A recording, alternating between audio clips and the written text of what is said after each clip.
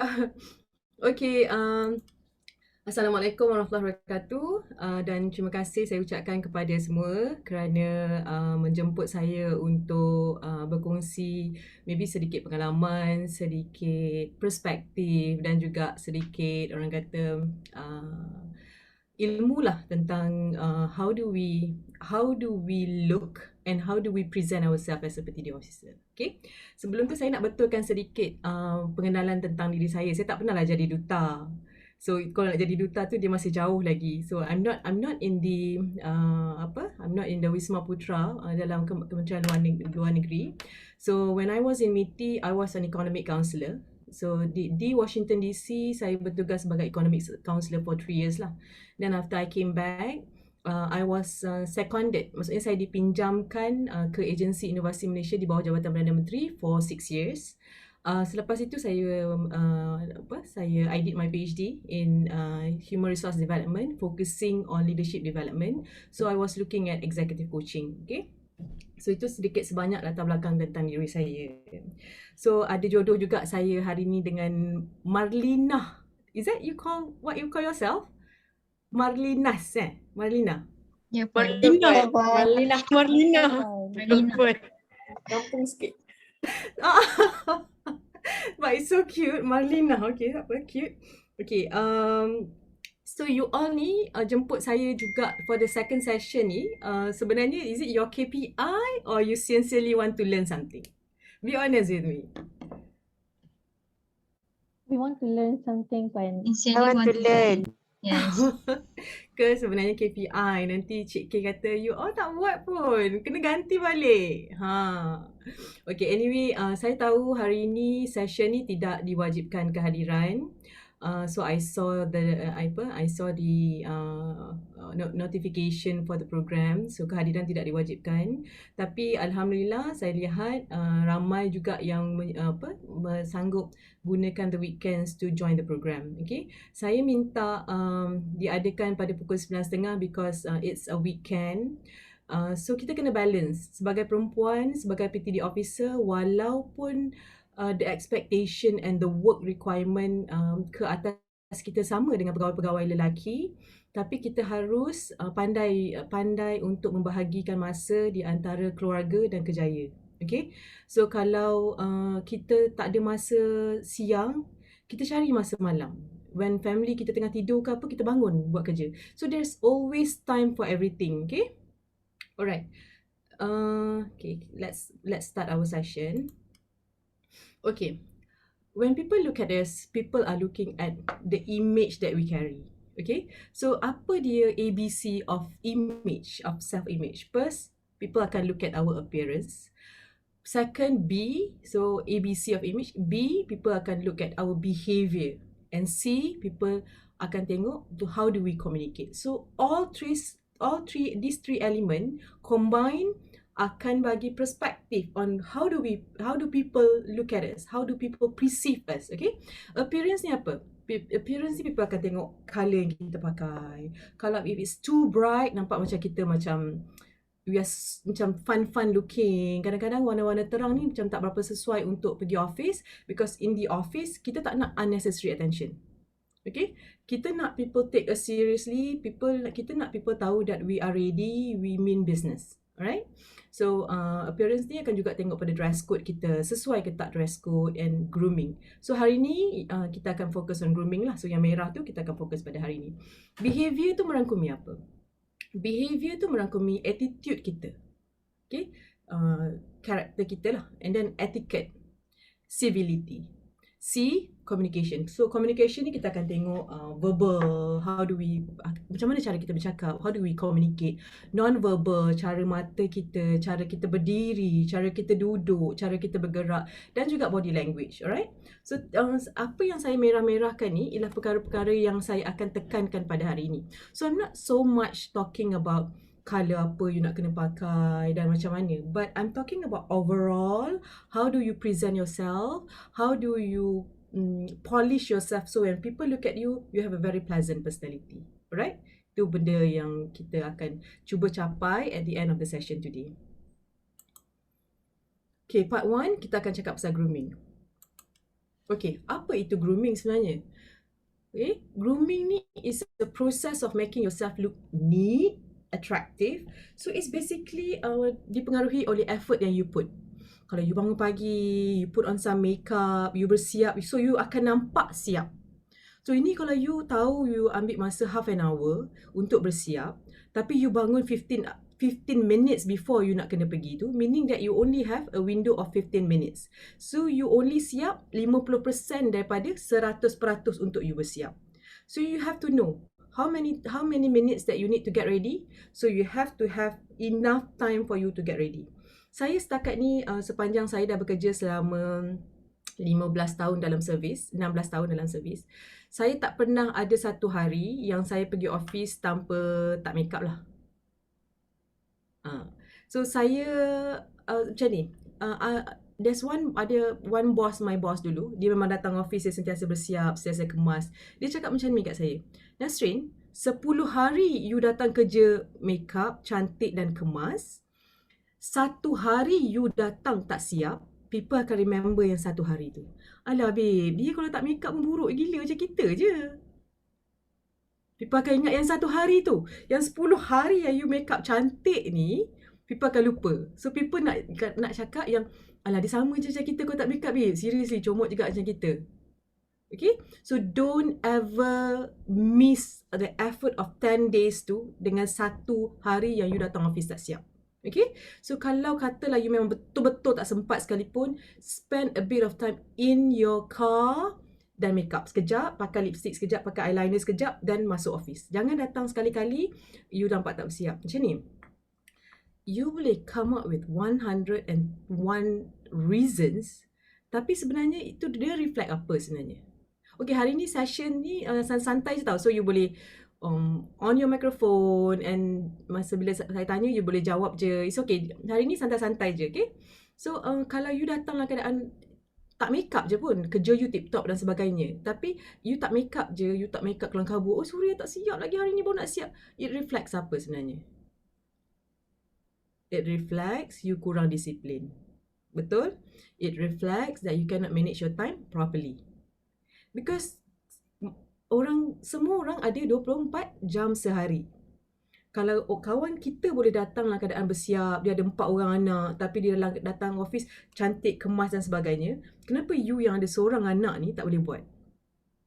Okay, so there's always time for everything, alright? So kena plan your time, schedule your time dan sebagainya. So the things which you do to make yourself and appearance look tidy and pleasant. So grooming ni is not about being stylo, being fashionable dan sebagainya. No. Grooming is about being pleasant, kemas, sedap mata memandang, macam tu, okay? So you jangan overdo yourself nak jadi fashionista sangat, tudung lilit sini, lilit sana, penuh berjambul-jambul segala bagai. No, that is not about grooming, alright? Okay, personal grooming habits ni basically is about everything in your body. It's about everything. It's about your cleanliness, your hair, your nails, your teeth, your body odor, the way you dress up, your makeup dan sebagainya. So everything. Kalau you pakai bersiap cantik, tapi kita lalu sebelah you, kita boleh bau you punya body odor, meaning that you are not well groomed. You are not properly groom yourself, you tak pandai jaga diri you sepenuhnya. Especially sebagai perempuan, body odor tu memang kena jaga. Okay, so you memang kena jaga that part, you mesti kena jaga. It reflects seorang perempuan ni, kalau memang setengah orang ni dia memang ada masalah macam bau badan dia kuat sikit dan sebagainya, but if you put effort, you clean yourself properly, you put effort, kalau yang ni tak sesuai, you cuba produk lain. Kalau produk ni tak sesuai, cuba produk lain. So you kena cuba dan you tak boleh redha je, oh memang aku memang macam ni. Don't ever, okay? There's a lot of solutions, so you have to put effort, right?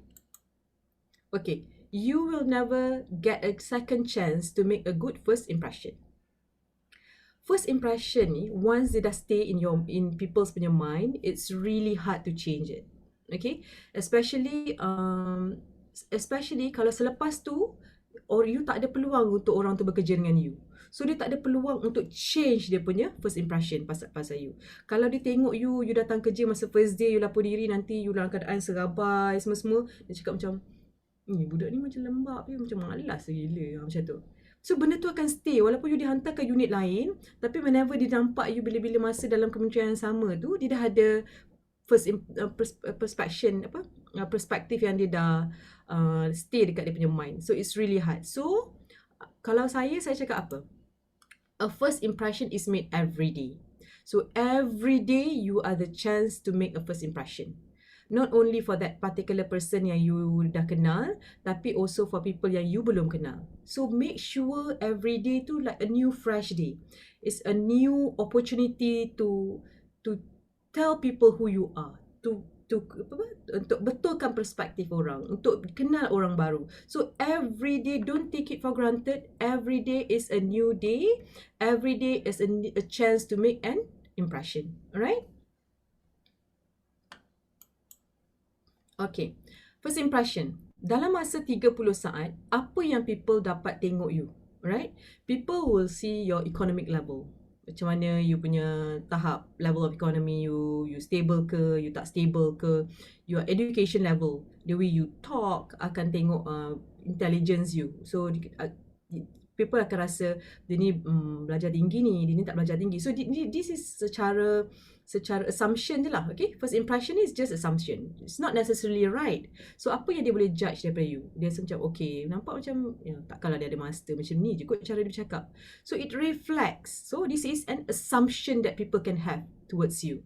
So your social status. So kalau you tak present yourself well, people akan rasa you macam maybe not on officer level dan sebagainya. So when they have the impression, the way they treat you is different. Okay, so your level of sophistication, your class ke tak class ke, and your level of success. So the first 30 second pun, walaupun orang tu tak niat nak judge you, but they can already dia punya mind dah work towards assuming. Okay, so sebab tu you kena ready at any point. You dah datang, you dah jumpa anyone tu, you dah kena ready. Okay, within 4 minutes people will decide dari segi luaran your trustworthiness. Boleh percaya tak orang ni? Okay, but this is all assumption ni. So sebab tu kita kena make a very good, kita punya body language, the way we talk to people, the way we dress up, the way we get ready tu, kita kena ada certain orang kata we have to act at certain standard so that kita bagi a very good first impression.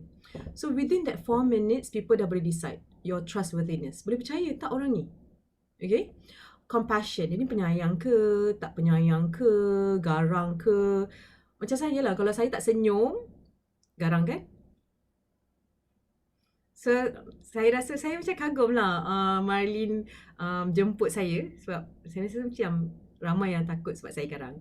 So I'm not garang unnecessarily, but I think when I do my work or I take any responsibility, I will take it seriously. Okay, saya boleh jadi seorang pegawai SKPMI yang just datang, tengok you all, lantaklah you all dan balik.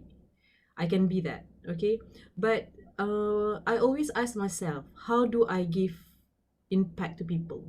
Okay, sebab tu kalau ada peluang-peluang untuk saya nampak benda perkara-perkara yang saya boleh tegur, saya nampak ada peserta-peserta yang tak pakai tudung kemas, yang cara berjalan tak betul. Okay, kita perempuan ni, daripada saya kecil dulu, mak saya kalau tak buku atas kepala ni, dia akan train.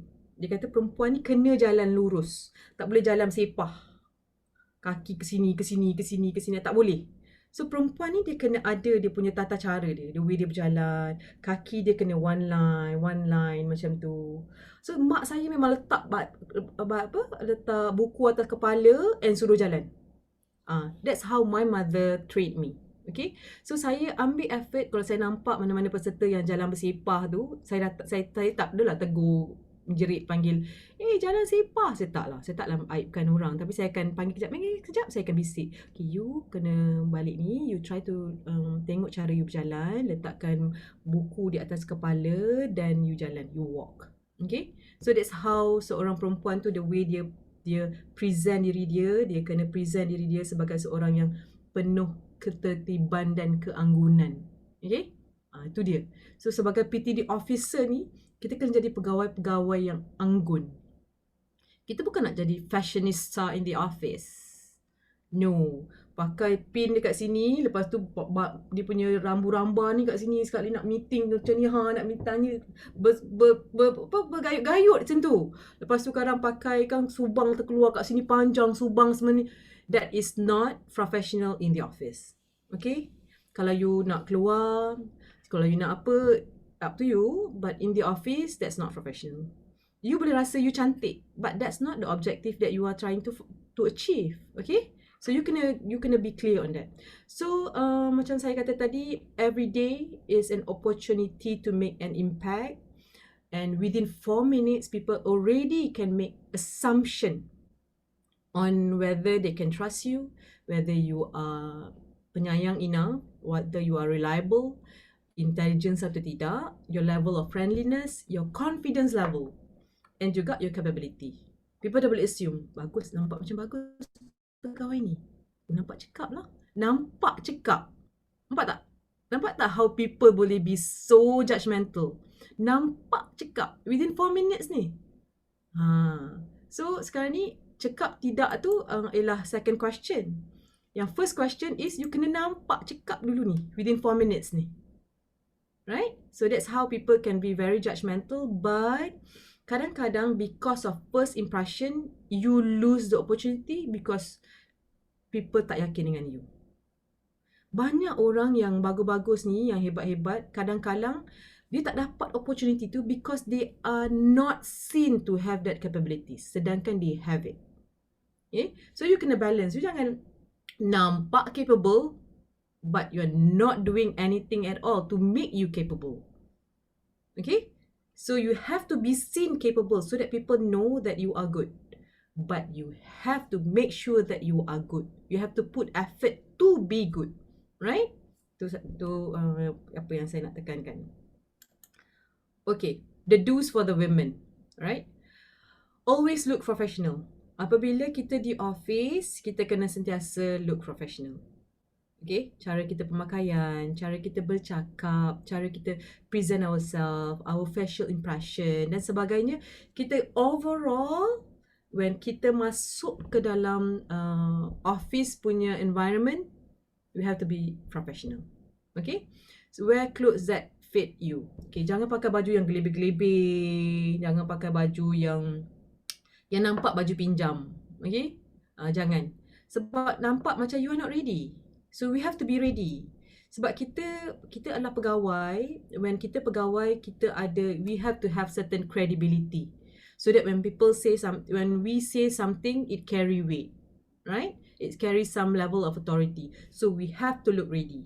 Pakai baju untuk kita. Dress for the audience. So kita kena, bukanlah kita pakai baju tu just untuk sedapkan mata kita memandang. Suka hatilah aku suka je macam ni. Tak boleh. Kita kena dress for the audience, bagi bila orang pandang kita pun sedap mata mandang diorang juga. So it fit into the particular environment. Okay, make sure your clothes are pressed nicely. Okay, setengah-setengah baju, kisahlah cotton dan sebagainya, dia memang mudah berkedut. Okay, so put effort. Kalau you nak pakai baju yang ni, you bubuh yang starch spray dan sebagainya. Tapi setengah-setengah baju, selepas you macam dah lama pakai baju tu, baju kemeja tu dah lama, you gosok macam mana pun dia kurang tegang. Betul? So kalau macam tu, baju-baju macam tu, you jadikanlah baju-baju mingguan you. Janganlah jadikan baju pergi office. Sebab macam saya kata, when we want to go to the office, we have to look ready. Okay? Sebenarnya kita kena ada baju yang set, baju yang sesuai untuk pergi office dengan baju yang untuk santai-santai. Kita kena ada. Kita tak bolehlah campur-campur. Tapi baju pergi office tu nak pakai weekend tak apa. Baju yang weekend tu nak pakai office, kita kena tengok kesesuaian dia. Ada yang tak sesuai, ada yang tak carry that credibility, tak nampak it's neat and clean dan sebagainya. So kita elakkan lah. So heels tu kalau boleh kita pergi office, kita jangan pakai heels yang terlalu lepeh.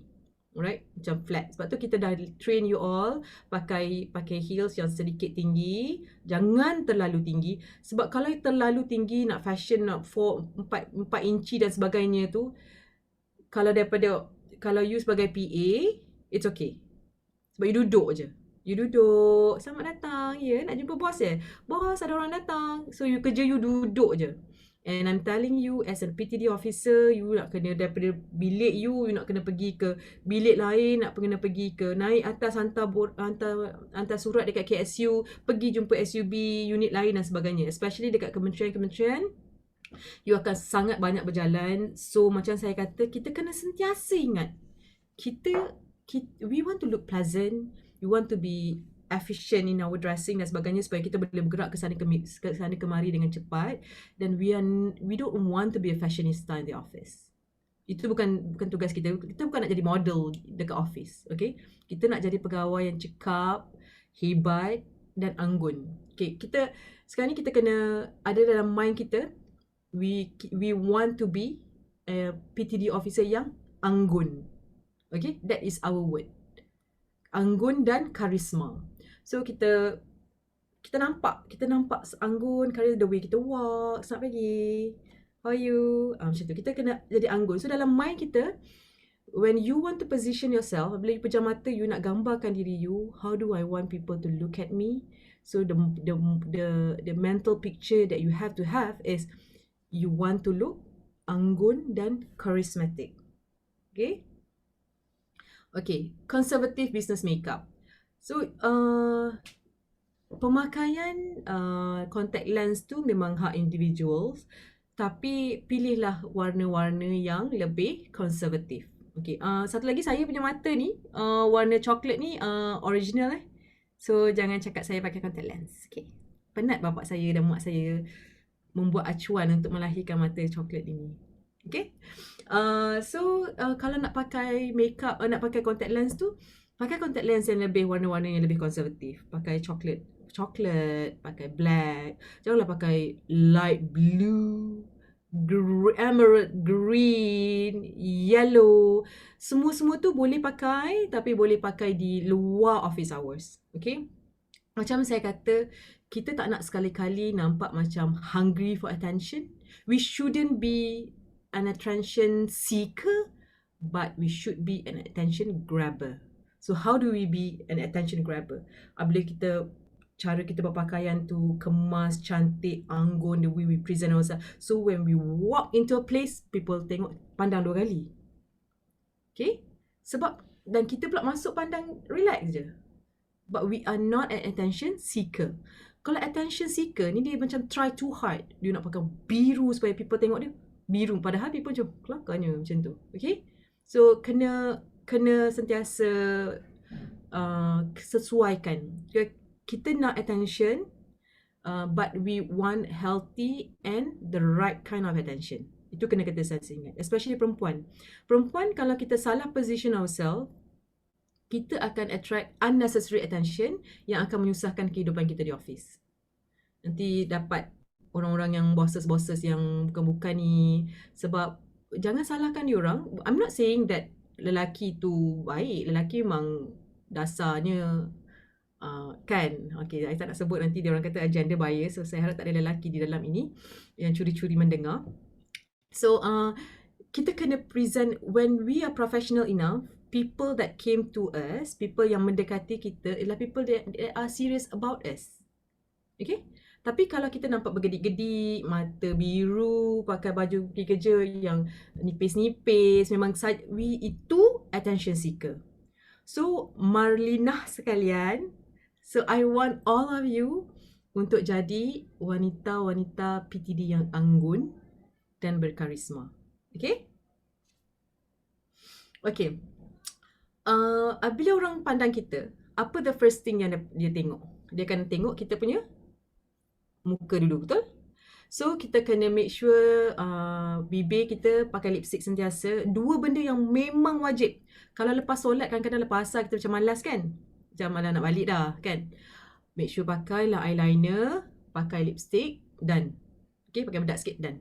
Tapi jangan sekali-kali dah tak pakai lipstick langsung, nak balik dah ni. Tak pakai lipstick langsung. So daripada you ke bilik you nak punch card, you nak balik tu people, astaghfirullahalazim. Petang-petang lah bahasa macam ni, takutnya. Janganlah macam tu, okay? So, basic, when people look at us, tambah lagi sekarang ni waktu ni, okay lah diampunkan lah. Boleh pakai mata je lah, pakai eyeliner sebab lipstick pun tak pakai, tak apa sebab pakai mask kan. Tapi sekurang-kurangnya kalau di zaman-zaman yang normal nanti, lepas asar tu dah nak balik, put on some lipstick. Jangan sekali-kali kosong bibir tu. Alright? Okay, kuku kita ni, kalau kita tak nak pergi pedicure di tempat tu pun, there's always an easy 1 to 3 easy thing that you can do yourself. Alright, make sure it's clean. Jangan ada kuku-kuku ni hitam-hitam, you nak pegang file tunjuk nampak kuku you hitamnya macam tu. So you have to be, at least it's clean. Okay, bila you pakai perfume, perempuan bila you nak pakai perfume, memang perfume tu menggambarkan diri you, personality you. Tetapi bila you nak pergi kerja, you don't pakai perfume yang terlalu kuat. Saya pun suka juga perfume yang tertinggal tu bau dia kan. Di jalan sebatu pun bau you tu ada lagi kat luar, kat belakang. Macam ni Nasrin ni lalu kat sini, ni Puan Rin, mesti Puan Rin lalu kat sini. Saya pun suka jenis perfume macam tu, tapi saya tak gunakan perfume macam tu di office. Okay, so you kena pakai perfume yang lembut lah, bau yang lembut, bunga, bau. When people ada kat tepi you, people rasa so pleasant to be around you. Okay, kalau pakai perfume yang terlalu strong, macam woody smell dan sebagainya tu, dan ada setengah-setengah perfume tu when people berada di tepi you, dia rasa macam it's so inviting. Betul kan? Macam perfume tu you tahu it smells so sexy. So perfume macam tu you kalau boleh you elakkan sebab it can activate other kind of senses. So bila you dekat boss you, dia terbau tu dia macam meremang pula tengkuk dia kerang. Macam tu Okay. Rin, Ya saya? ada soalan dekat chat Okay. dari Cik Maisarah. Apakah jenis soft perfume puan? Macam tu. Ada gelak sikit hujung tu. Saya je, jadi boleh PM je saya. Ada few perfume lah. Macam mana saya punya perfume, saya pakai Chanel. Ada yang warna pink tu. Chance. Yang Chance tu. So, bau dia pun lembut. Tapi saya ada few perfume lah. Bagi saya perfume ni dia reflect your mood on the day. Walaupun you ada perfume yang lembut tu, tapi lembut tu setengah-setengah tu ada bau bunga, setengah tu ada bau fresh, setengah tu macam bau aqua dan sebagainya. So bagi saya you pilih ikut mood masing-masing. Sebab kadang-kadang hari tu kita rasa kita nak fresh, kadang-kadang hari tu kita rasa macam minah-minah bunga sikit dan sebagainya. Okay, so it depends on you, but the main orang kata principle is that jangan pakai perfume yang inviting. Okay, jangan salahkan nanti you dapat unnecessary attention. Basically pening. Kita nak pergi kerja, kita nak kerja. Kita nak pergi kerja, apabila kita nak jumpa bos kita, walaupun bos kita tu lelaki, kita rasa it's very convenient and selesa sebab there's nothing. It's apa orang kata? Macam benda tu very straightforward punya relationship. It's just work basis. Sebab kalau the moment you pakai yang very inviting, you start trigger benda-benda yang negatif dan sebagainya ni, yes, you get the attention, but sometimes it can be negative. So nanti you nak pergi kerja, bos you panggil pun you tak selesa. You tak selesa. But some people, they use that to their advantage. But bagi saya macam ni, tak payahlah gunakan laluan-laluan yang sebegitu untuk naik pangkat cepat. Sebab hidup kita ni tak lama pun. Kita nak hidup, benda yang paling asas sekali yang hidup kita nak hidup tenang. Kita nak hidup bahagia. Okay? Keberkatan dalam rezeki tu sangat penting. Apa banyak mana kita dapat pun, tapi kalau benda tu berkat, you cukup. Tapi kalau you buat sesuatu untuk cepat naik tapi you memijak orang lain dan you naik dalam keadaan dalam cara yang tak betul, you akan sentiasa tak cukup juga. Okay? Alright. Don'ts for women. Apa dia? Don't wear transparent fabric. You nak pakai transparent fabric, you pakai weekend. Okay? Use that on your weekend. Sebab weekend kita nak santai. Kita nak relax. Okay. Avoid heavy accessories. Macam saya kata tadi, you nak pakai pin kat sini panjang, sejengkal kat sini. Setiap kali you cakap dengan boss, dia ting, ting, ting, ting, macam tu tak payah. No. Alright? Don't ever do that. You nak pakai pergi kenduri, boleh. Okay? Avoid earrings that are that. Earrings pun yang panjang, ding tu tak payah. Itu semua pakai on the weekend. Again and again and again and again, we are not trying to be a fashionista in the office, okay? Don't wear open-toed shoes. So, pakai kasut yang bertutup sebab ia tunjuk yang kita very serious. So, when we walk, dia punya bunyi tu, saya suka kalau you jalan, you berjalan bunyi tak, tak, tak, tak, tak. Don't drag your shoes. Okay? Perempuan tu kalau dia jalan nicely, dia punya step by step tu, dia akan nampak very polished, very charismatic. So the way you walk tu, orang dah tahu dah macam tu. Avoid fragrance that smells from distance. Now, ni saya dah cakap tadi, don't. Okay? Jangan pakai, boleh pakai tapi pakai for dinner, pakai untuk kenduri and you nak keluar for dating dan sebagainya. Use that kind of perfume but not in the office. Sebab kita tak nak, berkali-kali kita tak nak invite benda-benda yang negatif. So don't wear anything too bright, tight, sheer or short. Okay? Kalau pakai kemeja tu, jangan kemeja yang terlalu pendek. Atas daripada you punya pinggul you. Don't wear too much makeup. Tak perlu pakai eyeliner ni, eyeshadow. Okay, eyeliner ni sampai sini. You punya naik ni. Naik terus sampai sini. Dah macam Fir'aun dah macam ni. So don't. Nak bubuh sikit, terkeluar sikit macam ni, okay fine. Tapi jangan sampai atas ni, betul tambah pula tebal macam Fir'aun semua tu. Tak perlu. Okay. Lepas tu pula, you punya eyeliner ni, eyeliner you warna biru, orange, kuning, bubuh pula glitter kat tepi-tepi ni. No. Don't ever do that. That is not, that is not proper for office punya environment lah. Okay. Okay. Makeup 101 basic things. Bagi saya, seorang wanita tu, apabila dia bermakeup, dia nampak siap.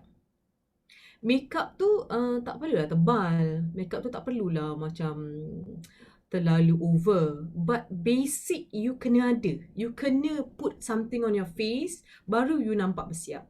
When you nampak bersiap, meaning that nampak you are ready to work. That is the orang kata impression that you are giving.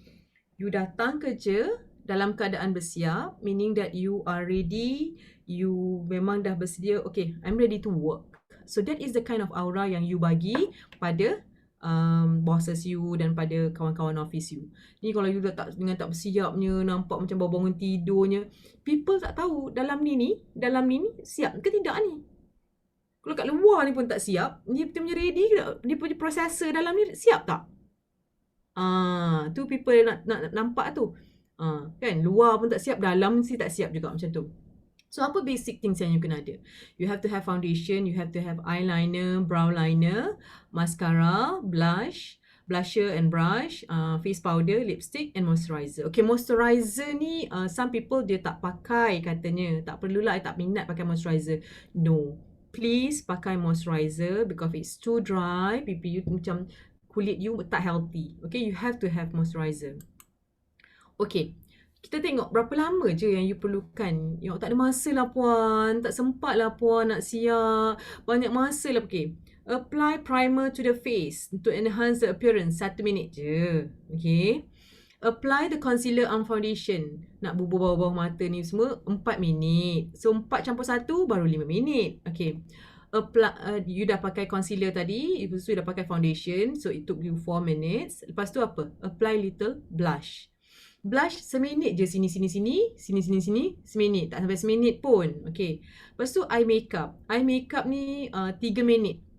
You nak pakai ni, lepas tu you maybe nak buat you punya eyebrow dan sebagainya, 3 minutes saya bagi extra. And apply lipstick ni 1 minute je. So in total berapa? 1, 4, 5, 6, 7, 8, 9, 10 minit. 10 minit ini 10 minit ni untuk orang-orang yang beginner Beginner ni 10 minit. Dia kalau macam dah expert tu hari-hari you dah buat. So you like 5 minutes you dah boleh siap. Okay. Makeup ni it requires okay, Ada yes. question. Oh, silakan. Hafizah here. Okay, so macam kalau kita nak pakai moisturizer tu kan. So kita pakai sebelum kita pakai primer tu ke, lepas tu kalau kita pakai sunblock, which one we should wear first? Sunblock ke moisturizer? Okay. Moisturizer ni termasuk dalam you punya basic skincare. Okay. Lepas you mandi je, dalam keadaan muka you masih basah-basah tu, you kena terus apply your skincare sebab your skin is ready. Your skin dah bersih dan ready. So, bila skin you dah ready, first sekali you kena put your macam toner macam tu. Okay. And then you put your serum. Lepas you put your serum, you put your moisturizer. Lepas you put your moisturizer, you put your sunscreen. Sunscreen is a must. Pernah tak nampak orang yang muka dia bertumpuk-tumpuk? Kan? Macam hitam kat sini, hitam kat sini. Lepas tu dia macam banyak Jeragat. Jeragat tu. Jeragat tu seriously sebab matahari. But you tak protect your skin from the beginning. So sunscreen nak tak nak is a must. Okay?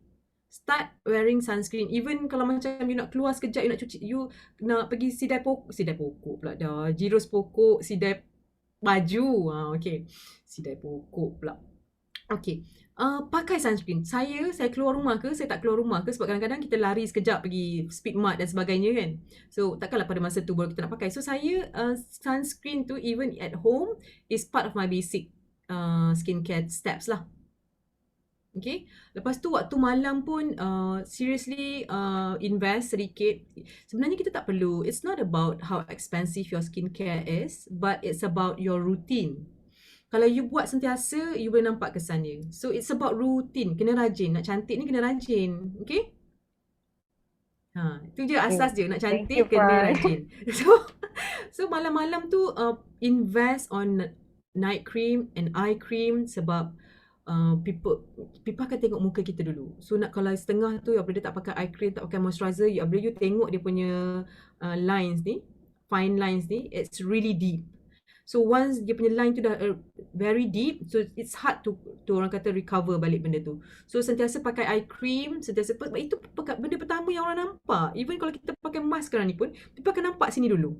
People are attracted to look at our eyes first. So make sure kita pakai eye cream sebab once you berkedut-kedut dekat sini, you memang akan nampak tua lah. So prevention is better than cure. Start. Kita nampak tak penting but it's important. Okay. Okay. Moisturizer. Macam tadi, lepas you clean your face, you pakai moisturizer. Lepas tu baru you pakai primer. Primer tu sebab bila you pakai primer, your skin tu nampak macam ada another layer. So you punya bedak, you punya moisturizer dan sebagainya akan nampak so fine. Dia tak nampak pores. Macam saya, masalah ni saya banyak, my pores is quite big kat sini. Sebab saya dulu macam suka picit jerawat. So saya dah menyesal. So saya banyak kali cakap dekat anak saya, don't macam tu.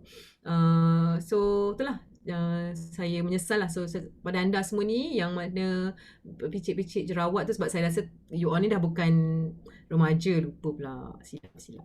You all kan dah adult, young adults. Okay. Okay, apply concealer. Concealer ni untuk yang kita punya lubang-lubang dan sebagainya ni, kita put concealer. Tapi saya tak pakai concealer pun, saya straight to foundation. So foundation ni, you kena try and error. Kadang-kadang kita tersalah pilih, kadang-kadang kita dengar cakap sales girls yang dekat Sephora dan sebagainya tu.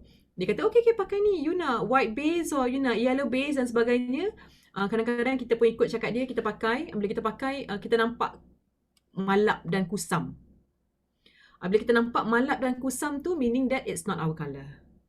Kalau kita nampak terlalu putih, lepas tu dah lama-lama tu pun dia nampak, once dia oxidize pun dia nampak malap, pun it's not your colour. So you have to try and error.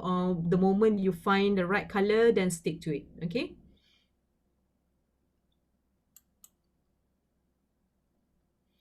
Okay, powder and blush. That powder after applying concealer. Okay. Kadang-kadang setengah-setengah orang tu kita nampak muka dia macam malap. Betul? Macam dia pakai bedak tu. Sebenarnya kita kena ada loose powder. Lepas kita dah pakai foundation dan sebagainya, once kita pakai loose powder, kita akan nampak macam flawless sikit. Sebab kalau kita pakai bedak yang macam yang you basahkan, you pakai, dia apabila you tarik-tarik, you pakai padat-padat sangat macam tu, dan you tak ada dab je, you sebenarnya akan tutup pores you. The moment you tutup pores you, dia tak bernafas secara baik. So lagi lama benda tu akan tertutup, dan satu, pigmentation juga akan berlaku, dan number dua, you akan nampak kusam, you macam nampak tak ada seri sebab dia tak bernafas. Skin you are not healthy.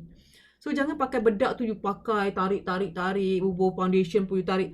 That is the wrong way to do it. Sebab tu kalau you tengok makeup tutorial dan sebagainya, dia kena pakai sponge, you kena pakai foundation tu, you kena pakai dengan sponge. Okay, you kena dab, kena pakai dengan sponge, baru nampak. Sebab tu kalau macam you pakai daripada pagi sampai petang pun, lagi dia oxidize, lagi dia macam berminyak sikit, lagi dia cantik. Bukan dia nampak kusam, lagi petang dia lagi kusam, lagi gelap, lagi malap, tak.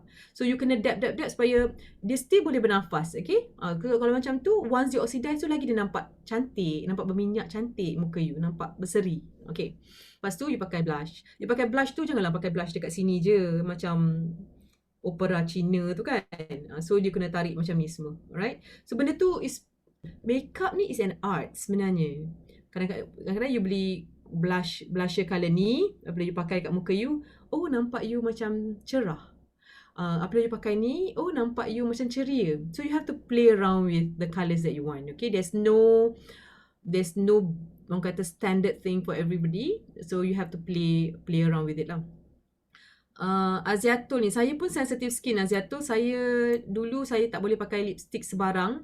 Kalau saya pakai lipstick yang tu, the next day tu dia akan naik macam rashes the whole bibir ni, dan dia akan jadi bengkak macam Angelina Jolie for 1 or 2 days. Memang seksi lah masa tu, tapi memang keras lah bibir saya. So memang kena kena try and error lah. But as time goes by, I punya orang kata allergy tu dah kurang. So I dah macam boleh a bit relax on choosing my lipstick lah. So dia kena, benda tu akan build over time lah. Okay. Eye makeup ni, macam saya kata, kita kena, okay, you all ramai tak yang memang tak usik you punya eyebrow ni? Usik tu bukan maksudnya cabut tak payah pantis ke apa sebagainya, tapi maksudnya tak pakai eyebrow langsung. Ramai tak dekat sini? Memang tak bubuh pun brow liner dan sebagainya, kosong je. Saya. Tak reti. Sekejap saya nak plug in battery Tak saya. reti bentuk puan. Slow, Kenapa jadi badut? Kena cuba. Kita jadi macam cincang. Okay, you kena cuba. Okay, jangan beli yang mahal tu. Beli je yang Maybelline ke dan sebagainya. Sekarang ni you all duduk dekat rumah. So, belajar. You nak jadi Sinchan pun you seorang je yang nampak. Okay? So, sebelum masuk office ni, you ada another 5 months to go to the office. So, you ada 5 months to get ready. Every morning, put an effort. Sekarang ni kalau siapa yang tak ada lagi, boleh beli online. Jangan beli yang pensel terus tu untuk tulis, untuk lukis terus. Okay? Siapa yang tak pandai lagi, jangan terus. Macam saya tak ada pun cukur ke dan sebagainya. Nampak macam terletak je ni, tapi sebenarnya banyak je yang tepi-tepi ni, dan saya tak potong, tak cukur dan tak sebagainya pun. Saya just lukis. Dan saya lukis pun, yes betul, Bibiana cakap, powder best, kemas. Powder best, dan juga dia macam cream. Dia macam eye cream tu pun you ambil dengan brush, dia ada special brush dia, you lukis. You ikut je, tapi you buat line je. Nanti you nampak je line tu. So tak payah ikut you punya kening ni. Okay? Jangan ambil yang pensel tu. Yang pensel tu you nak kena lukis segala. Lambat. Susah. So ambil yang bentuk cream dan ambil yang powder. You try. You try, you penuhkan je ikut kening you yang sedia ada ni. Kalau you nak belajar, tu you nak belajar. Tapi bagi saya suka yang dia macam a bit, macam cream tu lah.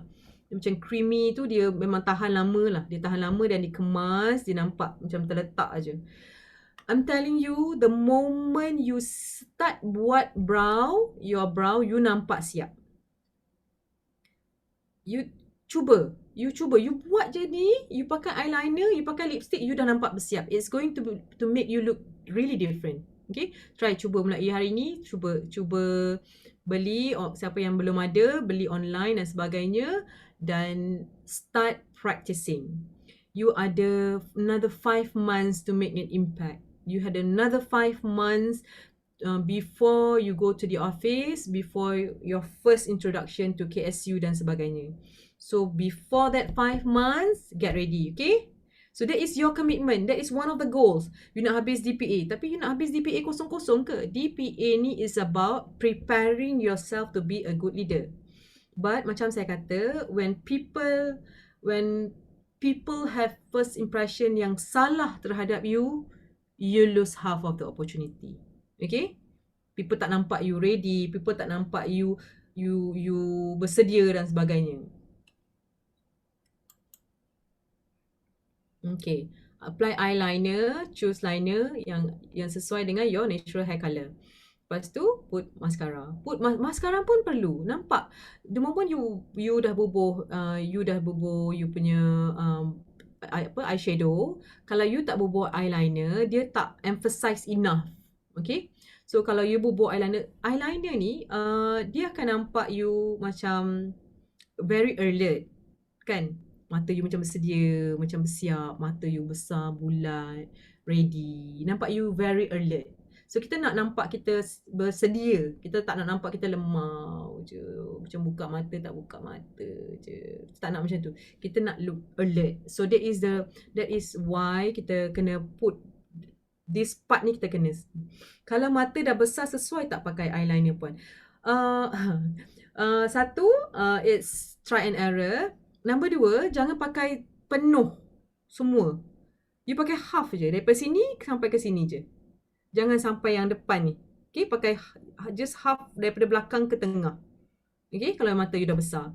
Tapi macam saya kata, it's about try and error lah, you tengok.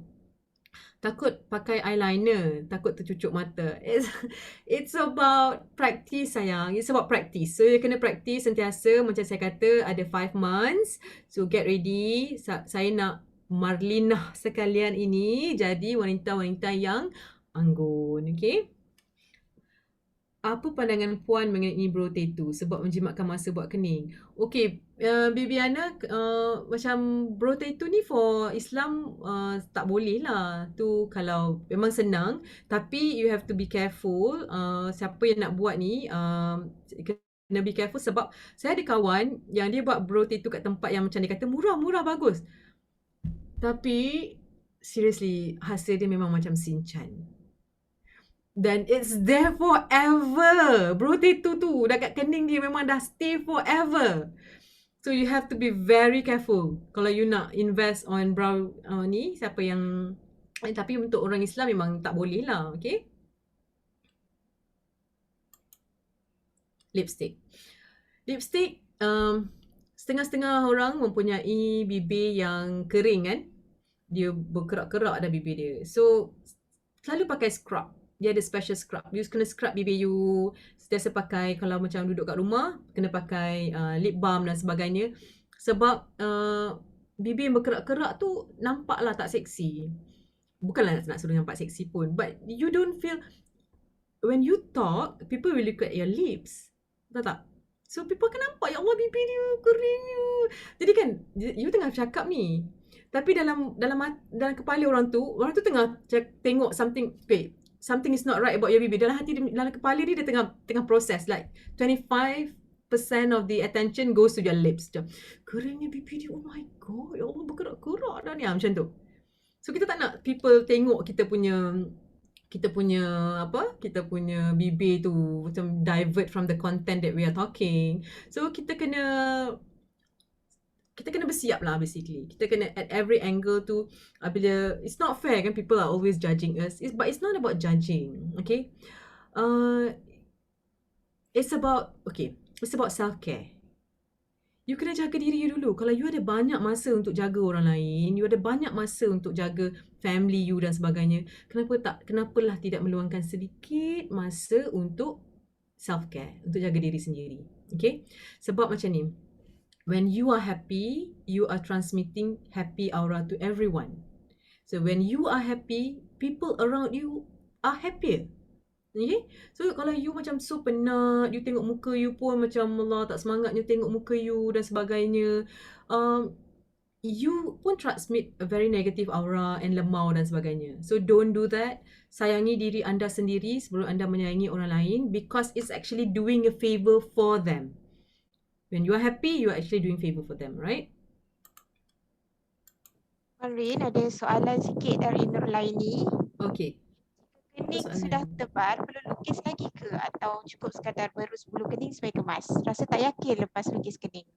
Okay, kalau dah tebal ni, boleh tak pinkan kawan awak tu, saya nak tengok kening dia.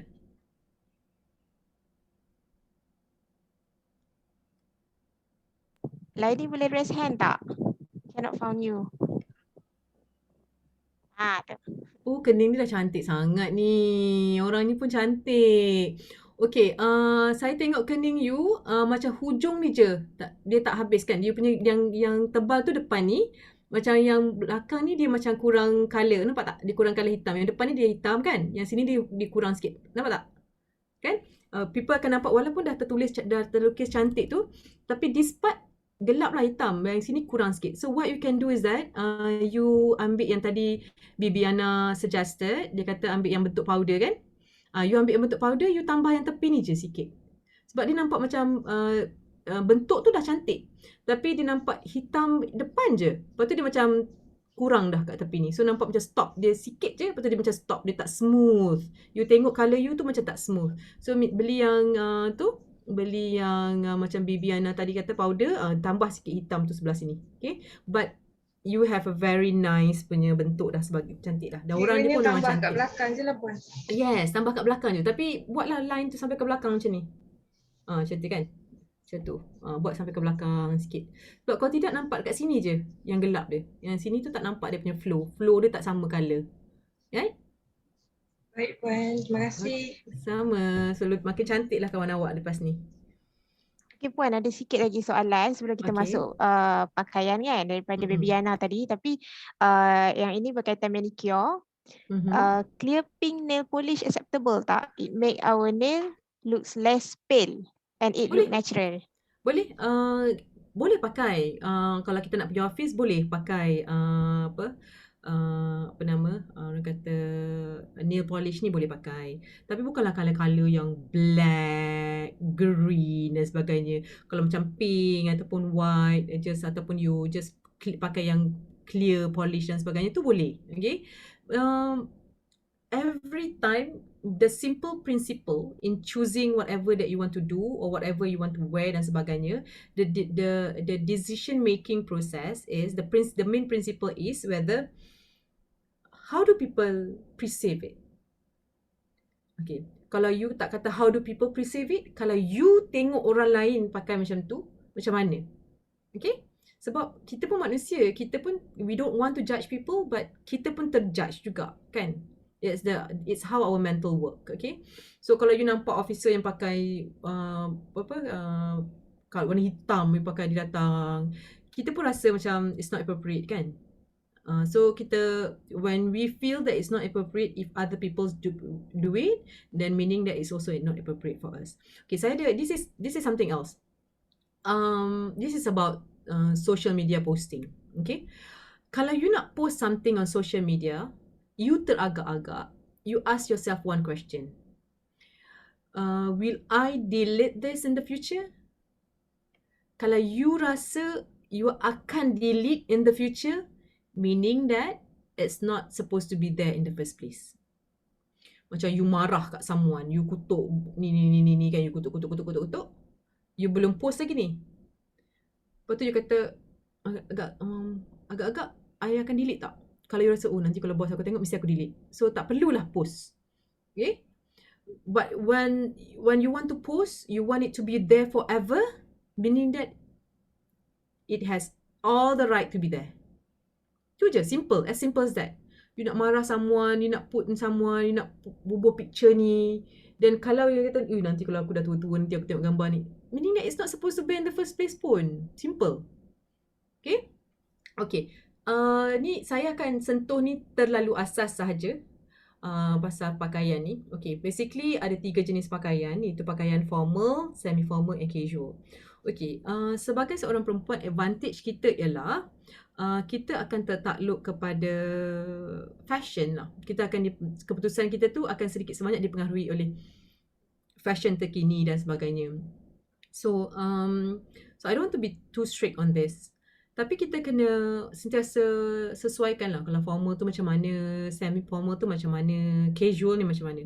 Okay, kalau formal ni ialah memang kita di office lah. Di office for kita nak orang kata kita nak menterjemahkan our authority in that particular platform. So kita kena look formal, kita kena dress up formally, kita kena act professionally. So pakaian semi-formal ni is still in office environment, but it's more relaxed when maybe we want to have a discussion. We want to get orang kata some decision from another colleague from another department. So kita nak benda tu berbentuk lebih santai, not too authoritative dan sebagainya, then it's semi-formal. Casual ni macam maybe we are going for a site visit yang unofficial site visit dan sebagainya. That's when we can pakai pakaian casual lah. Okay. Pakaian formal ni menggambarkan karisma you, tahap serius you berada dalam mesyuarat dan melambangkan kepimpinan you. Okay. So when you want to project your authority, that's where the formal dressing come in lah. So you pakai full suit, warna-warna asas. Okay. Warna-warna grey, black, brown. Itu adalah warna-warna asas lah. Royal blue dan sebagainya. Okay, kalau kita pakai baju kurung pun is also part of formal punya attire. Baju kurung bentuk macam mana? So please no peplum in the office please. Okay, kalau kita tengok kalau PA dan sebagainya memang banyaklah pakai peplum, dia punya atas bawah dada you ni dia punya ribbon dia dan sebagainya, labuci penuh dekat sini ada that's not your baju. Okay, wanita-wanita anggun Marlinas ni, that's not your baju. Kalau you nak beli baju tu for raya, then that baju goes into the closet where you go for kenduri dan sebagainya, that goes into that closet. But kalau you beli baju raya yang baju kurung Pahang, baju kebaya Labur dan sebagainya, then you can share that kind of baju di office dan juga you nak pergi mana-mana. So a classic look tu, a classic cut tu is considered formal rather than baju-baju yang berfashionista tu lah. So kalau you nak jimat, then you kena pilih baju-baju yang boleh masuk dua alam lah. Maksudnya you boleh pergi jalan pun boleh pakai baju tu, you boleh pergi office pun pakai baju tu. Alright, so you kena decide macam tu. Dan warna-warna yang you perlu pergi office ni warna-warna yang lebih lembut lah. Contohlah shocking pink dan sebagainya tu, itu you maybe pakai kalau ada event dan sebagainya boleh, dan tidak terlalu terang lah. You jangan macam the rule of thumb is that it has to be basic colours yang pleasant to the eyes. Okay, sebab it's not about us promoting ourselves, it's about we promoting the work and the performance. Okay, so that is the rule of thumb lah. Kita nak tunjukkan kita punya kerja rather than we want people to give attention to us. Okay, tadi saya kata ada dua istilah, attention seeker dengan attention. Nak tengok awak you all. Rebel. So saya suruh you all jadi attention mana satu? Rebel. Okay, baik. Nanti kalau ada yang kata attention seeker pula sekarang, nanti marah Miss K dekat saya. Apa you ajar budak-budak? Okay. Puan. Pakaian. Minta maaf, saya ada soalan. Okey, sila. Siapa Okey. yang ada soalan tu sila raise hand dan sebagainya sebab saya tak nampak. Nama saya Raudah Puan. Ya Raudah. Okey, saya ada soalan sebab macam berkaitan pakaian formal sebab macam kita semua sedia maklumkan pakaian formal ni kadang-kadang a bit pricey macam baju kurung, suit and things like that kan. But what about people yang seriously trying to lose weight? Macam contohnya macam saya, nak masuk di PA, saya dah ada full set dah semua baju kurung, suit and everything. But when I lost about 15 kg since first masuk tu, semua benda tu dah nampak macam tak boleh nak pakai dah. Kalau saya pakai nampak macam baju orang lain. Jadi macam berapa kerap saya perlu gantikan saya punya wardrobe tu sebenarnya Puan? Okey. Terima kasih. Sama. Okey. Saya punya student last batch pun tanya benda yang sama. Okay, Bitarawangsa dia tanya, Puan nak kena tukar change the whole wardrobe ke? Dia tanya saya.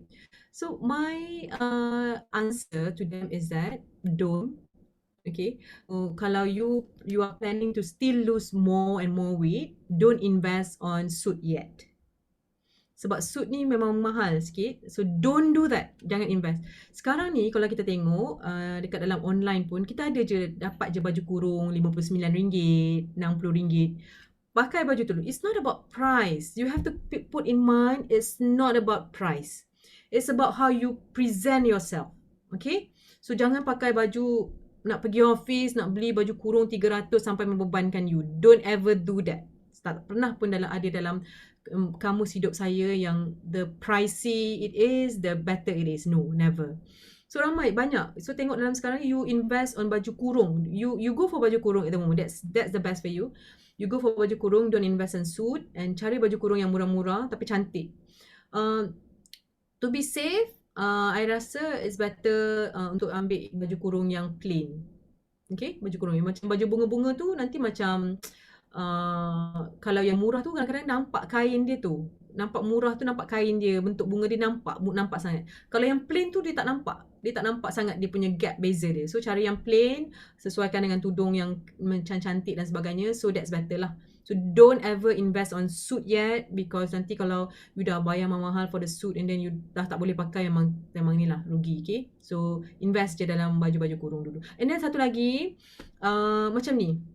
You all baru mulakan kerjaya, walaupun saya tahu ada je ramai je yang dah bekerja, 70% of all of you tak silap saya dah ada pengalaman bekerja. So make it a point to buy baju for yourself, like one baju for a month. Dapat gaji bulan ni beli satu baju, dapat gaji bulan depan beli satu baju, dapat gaji bulan depan lagi satu beli satu baju. Tak payah beli mahal dan benda tu tak membebankan you. Okay? Buat macam tu. Atur perancangan keuangan you kena atur. Then you beli je satu baju, dapat gaji bulan ni, beli satu baju bulan ni. Dapat gaji bulan depan, beli satu baju bulan depan. Macam tu, atur. Don't tiba-tiba beli 3-4 baju sampai membebankan keuangan you because kita banyak lagi perkara-perkara lain yang kita nak guna kan. Okay, itu saja. Okay. Next. Okay, casual. Casual ni dia lebih boleh ada perincian yang lebih pada pakaian lah. So dia tidak melibatkan masa-masa yang kita memerlukan authority kita macam pakai jeans dengan blouse dan sebagainya.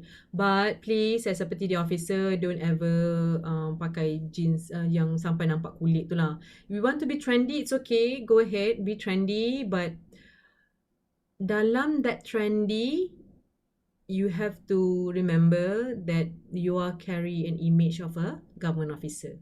Kalau you pergi atas platform, atas tiket kerja, you kena still menunjukkan orang kata walaupun casual tapi you kena still ada the certain etika dalam berpakaian tu lah sebab kita masih kita pergi atas kapasiti kerja kan walaupun kita pergi for orang kata for site visit dan sebagainya tapi kena still look proper lah, proper. Ini you nak pergi site visit mentang-mentang luar office, you pakai sampai nampak peha dia punya apa yang jalur-jalur jeans you tu sampai nampak peha dan sebagainya.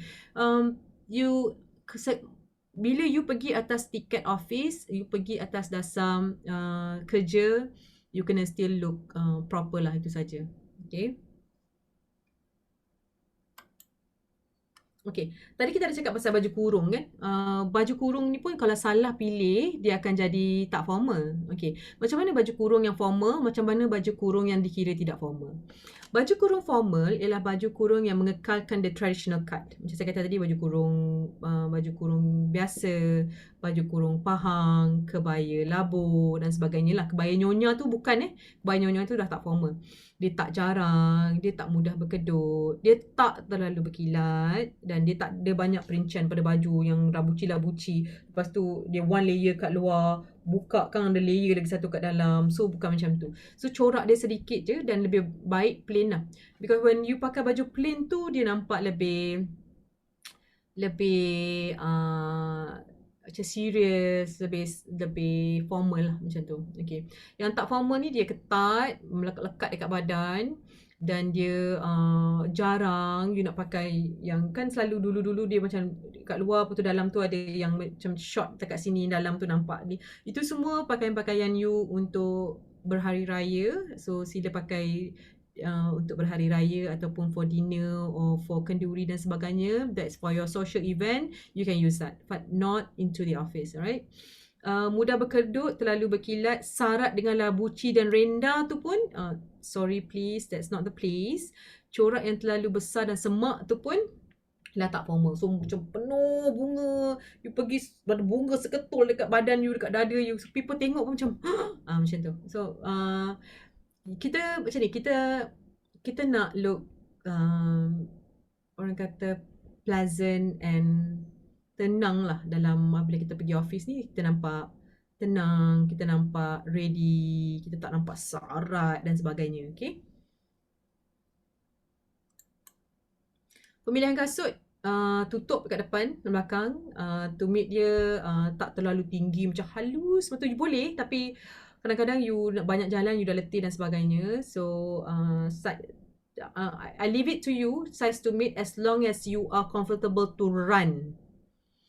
Kalau you boleh run with that shoes, by all means do that, alright? Sebab you akan berjalan daripada satu unit ke satu unit lain, satu unit ke satu unit lain. So sekiranya ia mengganggu your movement, sekiranya ia melambatkan you, kalau you walk with your friends, you akan tertinggal, meaning that is not the right shoe. Okay, that's the indicator.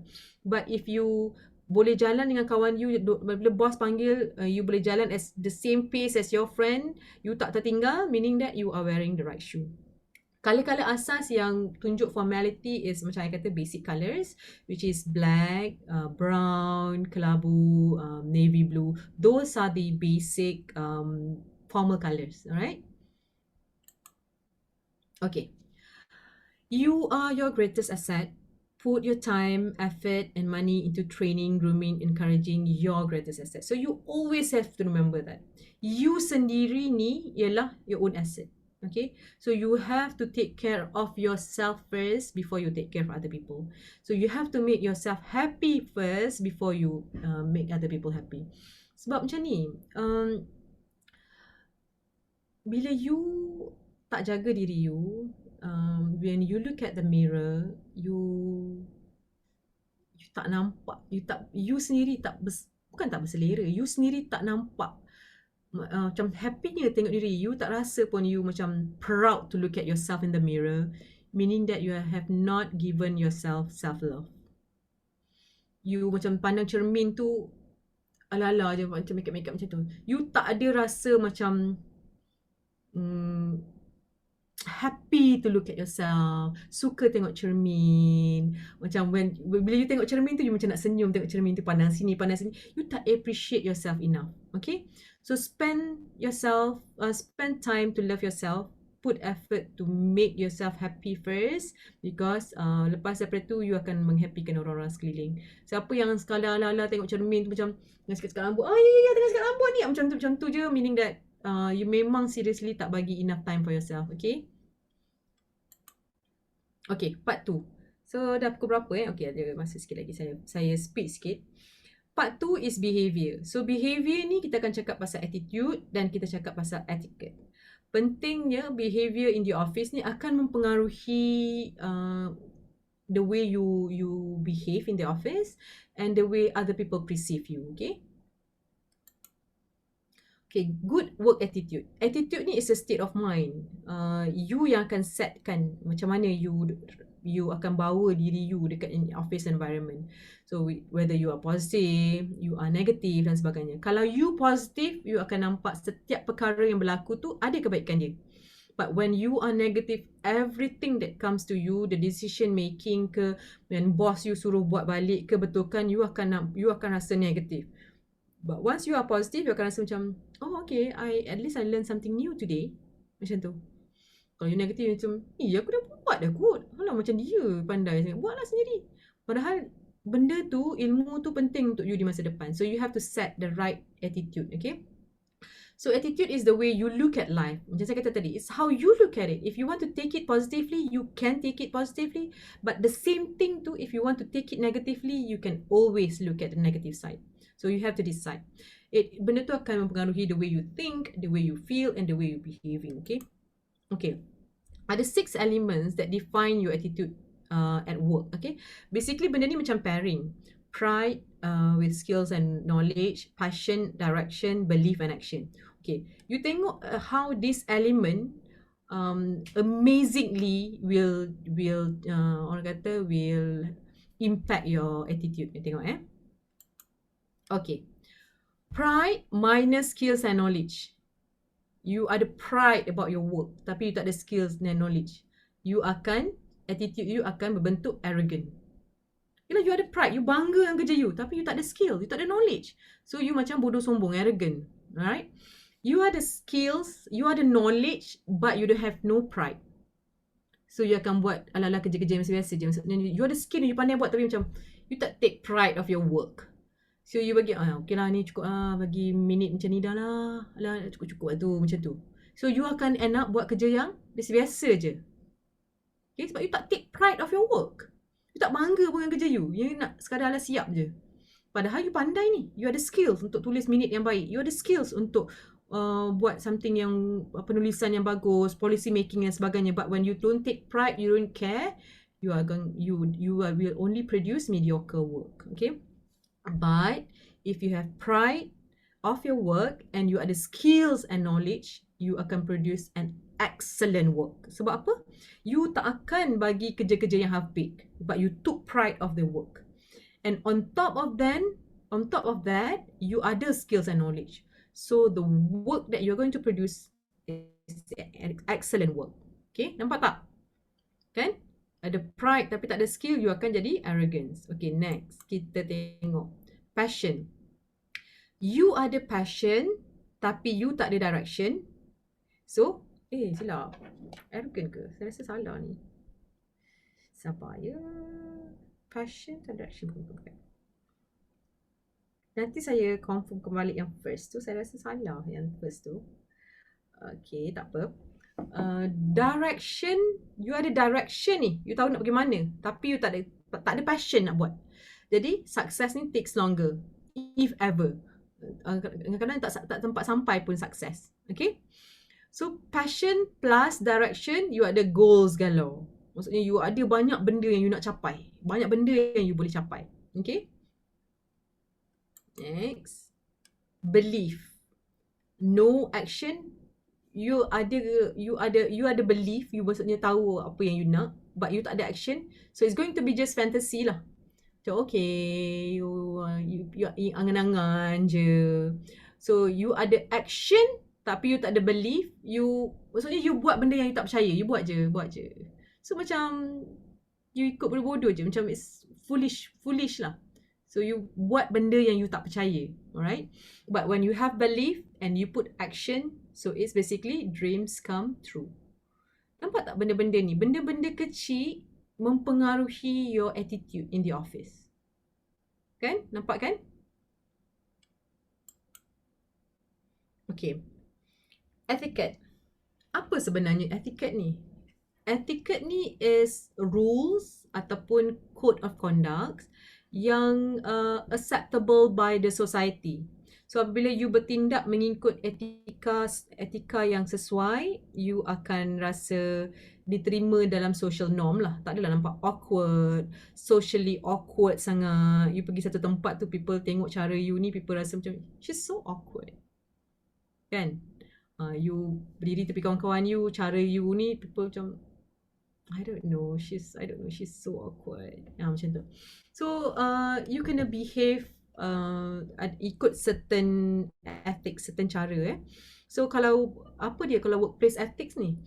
Workplace ethics ni basically cara yang diterima ataupun a proper way of interacting with your colleague and juga how you behave in the office. So, ada certain ethics dia. Kenapa kita nak practice good ethics in the office?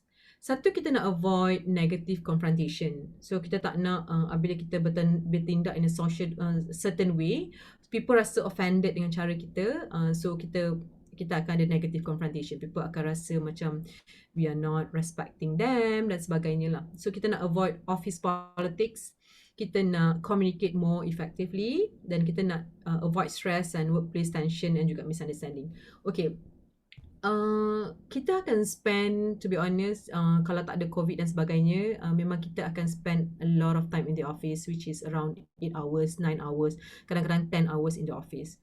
So it's very important to have very good office environment. So kita tak nak unnecessary stress, confrontation, sebab hari-hari kita nak pergi tempat tu, kita nak kerja, kita nak menghadap orang tu, so kita kena jaga hubungan yang baik dengan office mate. Okay, macam contohnya kami di SKPMI ni.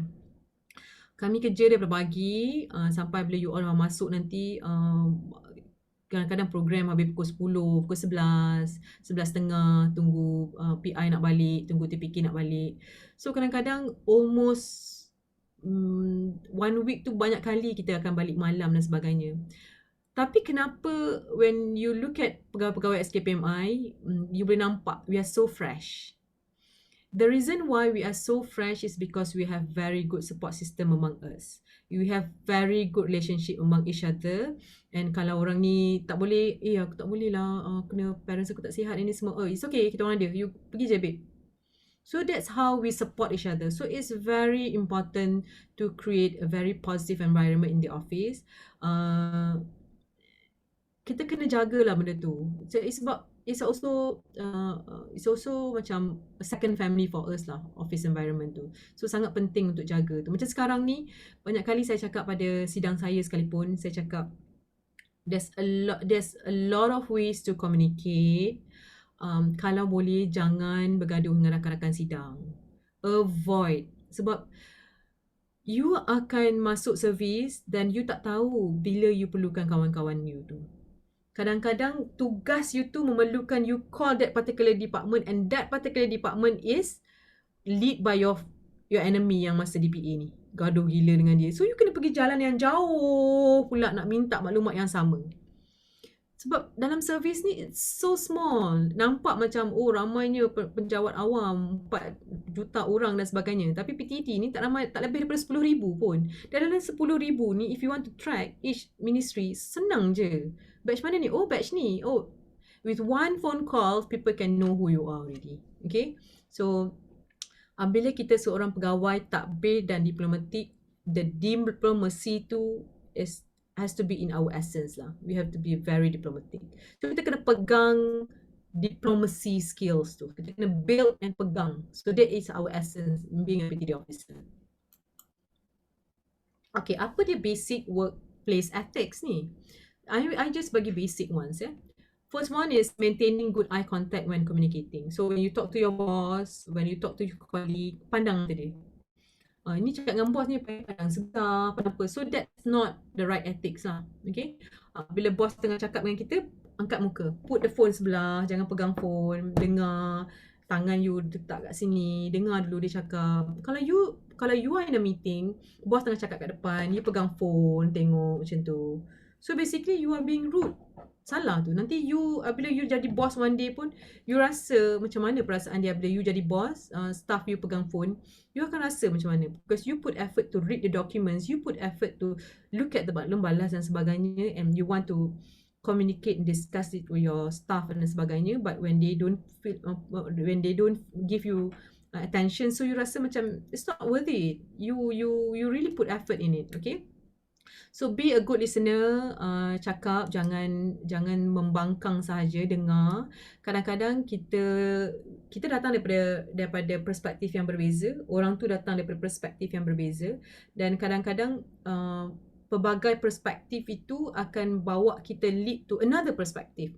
So listen first before you judge, and when you listen tu, you kena listen openly.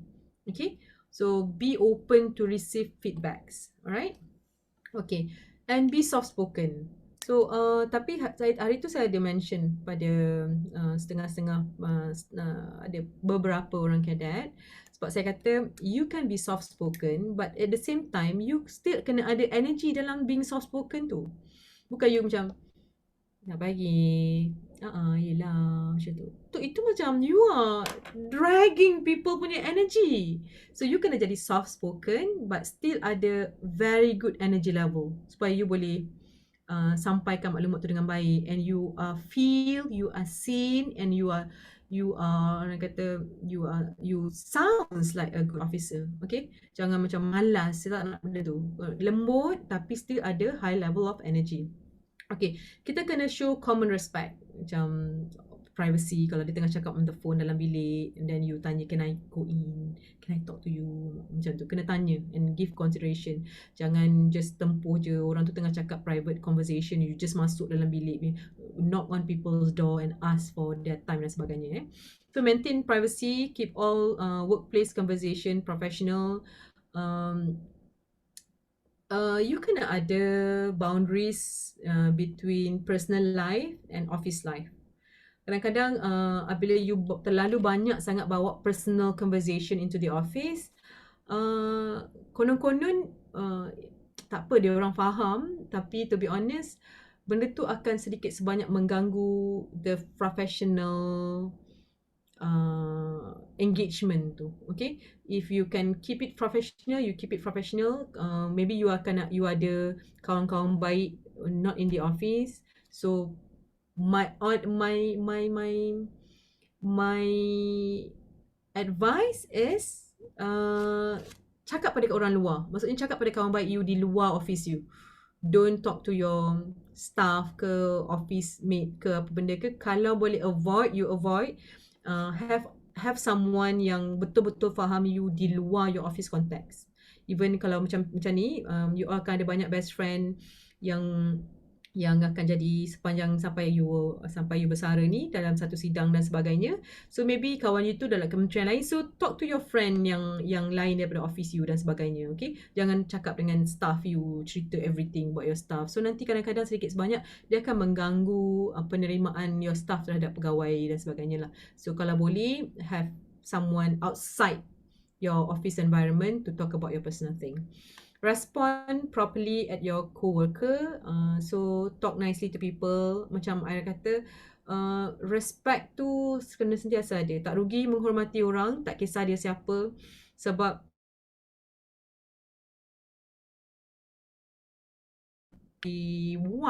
okay, I was called by my 48 pada masa tu. So ini satu contoh yang jangan ikut, tapi jadikan pengajaran lah. Okay, so I was called to her room lah. Dia panggil saya, dia kata, Nasrin, I kawan dengan level I je. Dia cakap, you even kawan dengan kerani-kerani semua tu pun you kawan. Dia cakap kat I. So yang 48 ni, to be honest, dia macam a bit sombong dan sebagainya lah. Tapi in term of work, biasa-biasa je, tak adalah hebat mana pun. So saya memang daripada dulu, saya memang kawan dengan semua orang, sebab bapa saya memang seorang yang sangat friendly. Kalau dia pergi kedai makan, dia pergi kedai mamak ke dan sebagainya ke, dia macam akan sembangan semua orang lah dalam tu. Everybody knows him. Semua kenal dia, semua akan cakap dengan dia dan dia pun akan tegur semua orang dan sebagainya. So I've been brought up in that environment. Okay. Jadi saya tak pandai nak belagak dengan orang dan sebagainya. Jadi bila yang 48 tu panggil saya, dia cakap macam, well, I kawan dengan level-level I je. You kawan dengan semua orang. Kerani staff pun you kawan. My response to her is that, I cakap, well, why don't we, saya gelak dulu lah. Gelak macam jahat sikit. Macam tu lah. Okay. So drama sikit. So saya tanya dia orang, saya kata, okay, well, you want to play games? Why not we play a game? Saya cakap. You minta file dan I minta file. You agak-agak, file siapa sampai dulu? Agak-agak file siapa sampai dulu kalau saya main game tu? Warin. Kan? So dia tergamam lah masa saya cakap macam tu, dia tergamam. So saya cakap, my father is also a government officer. So orang berebut-rebut nak masuk dalam unit bapak saya sebab bila orang suka bekerja dengan bapak saya dan orang suka bekerja untuk bapak saya. So tak apalah, I ikut cakap bapak I je. Diam-diam lah. So apa yang saya cuba cakapkan di sini ialah don't judge people because of the position. Sebab setiap orang ada peranan masing-masing dalam sebuah organisasi tu. Kalau you nak pandang rendah pada EO you nak pandang rendah pada kerani you dan sebagainya, dia ada peranan dia yang sebenarnya if you use it correctly, it will contribute to your efficiency juga. Saya tak ada masalah anytime nak minta. So saya kalau saya tengah busy ke apa, kata, puan lambat lagi ke? Itulah saya lambat lagi dah. Tak apa, balik dah dulu. Tak apalah puan, saya tunggu, takut puan nak file lain. Dia akan tunggu saya untuk support my work. So jangan rasa you masuk S41, you nak masuk S41 yang sombong dengan kerani, dengan staff dan sebagainya. Tak untung pun. Jadi sombong ni tak untung pun. Okay. So always be humble, always be nice and friendly sebab tak merugikan pun. Okay. Use magic words always, which is please. Kak, boleh tak tolong dapatkan saya ni? Terima kasih. So, use the magic words always. Please, thank you, you're welcome, I'm sorry. Jangan malu untuk minta maaf kalau kita buat silap. I'm so sorry, I ingatkan macam ni tadi, I'm really, really sorry. So, it's okay. Minta maaf je. Tak payah jadi sombong sangat sebab kita manusia, kita belajar, kita dalam proses belajar. Bila kita sentiasa terbuka untuk membuat kesalahan dan tak malu untuk minta maaf, so the room for growth is there. Okay? Kita tak letak salah pada orang lain. Okay. Boleh tak kita nak betulkan orang lain? Susah kan? Tapi senang tak kita nak betulkan diri kita sendiri? It's in our hands. So kita yang boleh betulkan diri kita sendiri. So kalau kita never admit our mistake, so there's no room for improvement. Sebab mind kita dah set is other people punya fault. Kesalahan orang lain. Orang lain yang salah. Orang lain yang salah. Orang lain yang salah. It's not you. So kalau you admit it's your mistake, so you still ada room untuk betulkan diri sendiri. Okay? So sentiasa be open to it. Treat everyone equally. Jangan pilih bulu. Oh ni because ni pegawai 48, ini kerani dan sebagainya. Oh ini jusa lagi you nak ampu dia. No. Treat people equally so that your mind is very clear that you are being professional. Okay? Always willing to help, show appreciation and give credits untuk job well done. Jangan berebut-rebut untuk ambil orang kata apa? Untuk ambil kredit lah. Okay. So kalau macam unit you buat ni tapi bos you minta sesuatu yang bukan unit you, so you bagi tahu unit ni, yang you suruh unit, you siapkan benda ni and why not you bagi bos terus. Sebab bos minta daripada I, padahal this is not my unit. So bukan pula you ambil daripada unit ni, dia dah buat, you ambil kerja dia, you pula bagi pada bos. So macam yang buat ni unit lain ni.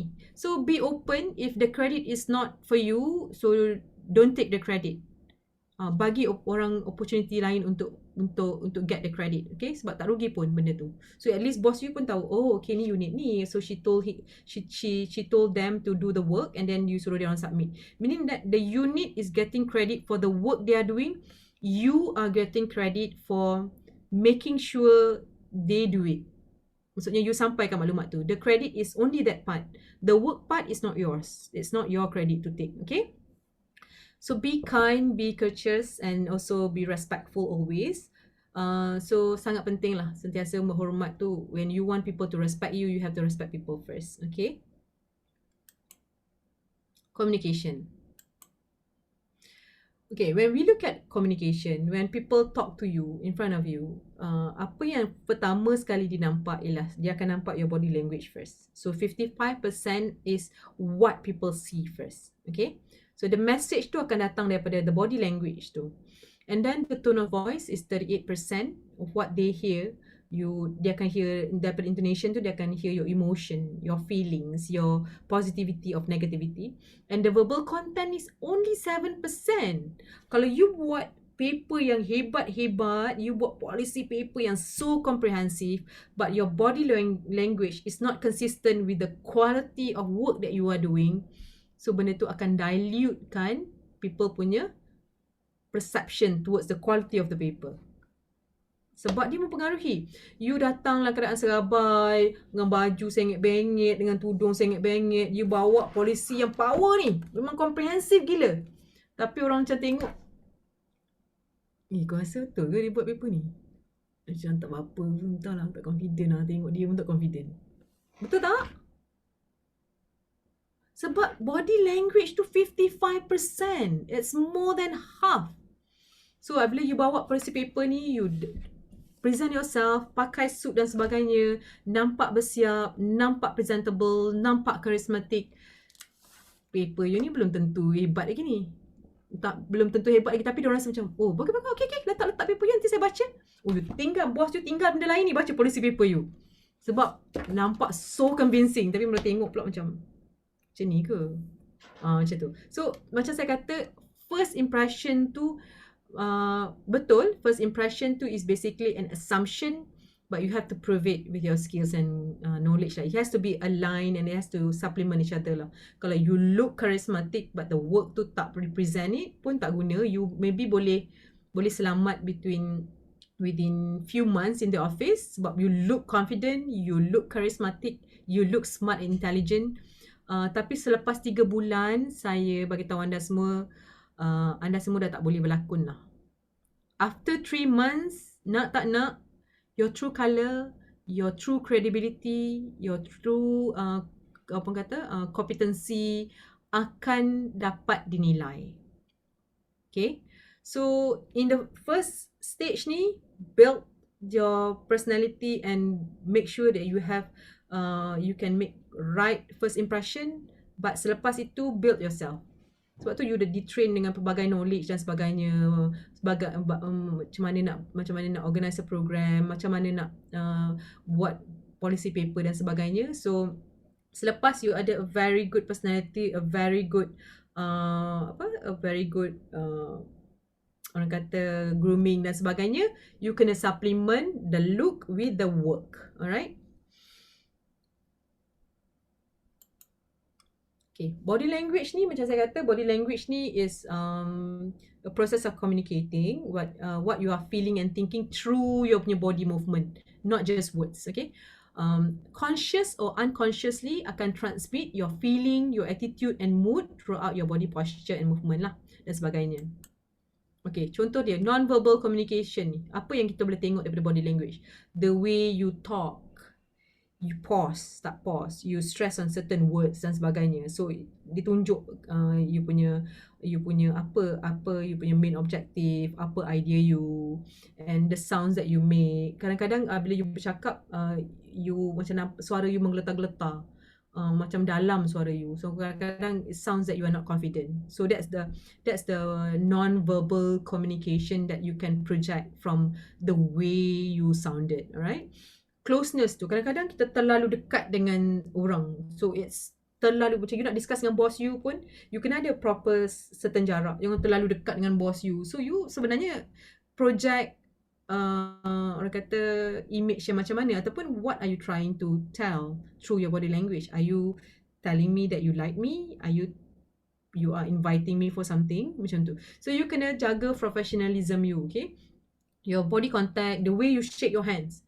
Macam mana sekarang ni tak perlulah shake hands kan, tapi kalau sebelum ni the way you shake hands tu akan tunjukkan you confidence ke tidak. Kadang-kadang you pergi meeting yang penting, ada setengah-setengah tu dah lah dia tak well groom, macam tudung pun sengit-bengit dan sebagainya, baju pun lepas tu semak dan sebagainya. Salam dengan you tu macam ni lah. Macam nak tak nak salam ha.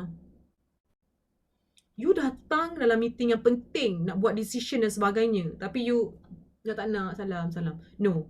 You untuk tunjuk yang you confidence, when you shake hand, you shake firmly. Alright? Selamat pagi. How are you? Good morning. Atau macam tengok. Nampak kan tak confident? Nampak kan? Ataupun macam you berdiri, you duduk, cara you duduk dan sebagainya. Tu nampak the way you can project you punya professionalism tu. Your eye movement, your hand movement, the way you bercakap, your appearance, posture, you duduk kalau macam ni ha, you duduk dalam meeting, pandang, beza dengan you duduk macam ni. You dengar dengan you macam beza. So your body language tu akan bawa meaning untuk people assume and kita analyse what you're feeling, your commitment level, your professionalism level dan sebagainya. Okay, so walaupun you tak cakap apa-apa, so you have to be very clear on what kind of image that you're transmitting from the body language. Okay, let's interpret some body language punya gesture. Kalau you cross your arms macam ni, you akan nampak macam duduk macam ni kan. You akan nampak very defensive. Okay, so you tak nak kena influence dan sebagainya. Kalau you generally look right macam tu, you sebenarnya macam try to create stories ataupun lying. Kalau you are macam tengah bercakap tapi macam look left, so you are basically try to recall. I'm trying to macam tu. Kalau macam lain, kalau macam pandang kanan tu macam you tengah make up stories tengah. Macam tu.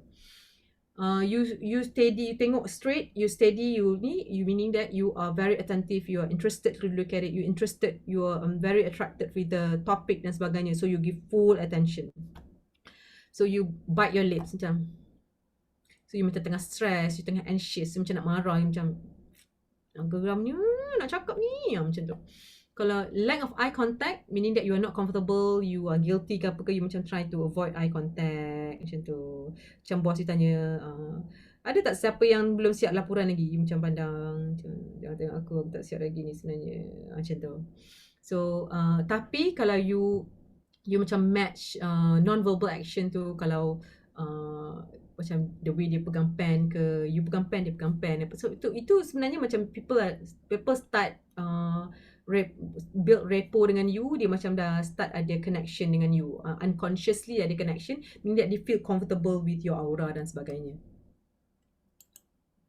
Okay, ini yang tadi saya nak tekankan di sini tentang physical space. So sebagai seorang perempuan, sebagai seorang pegawai perempuan, we have to really give attention to this physical space. Okay, space yang paling close, yang paling rapat, macam kadang-kadang kita peluk ke, banyak physical contact, kita pegang tangan kawan kita ke, letak tangan kat bahu dan sebagainya, is about 2 feet, is called intimate zone. The intimate zone ni only for our closest friends. Okay, the personal zone, which is 2 to 4 feet, is reserved for family and friends.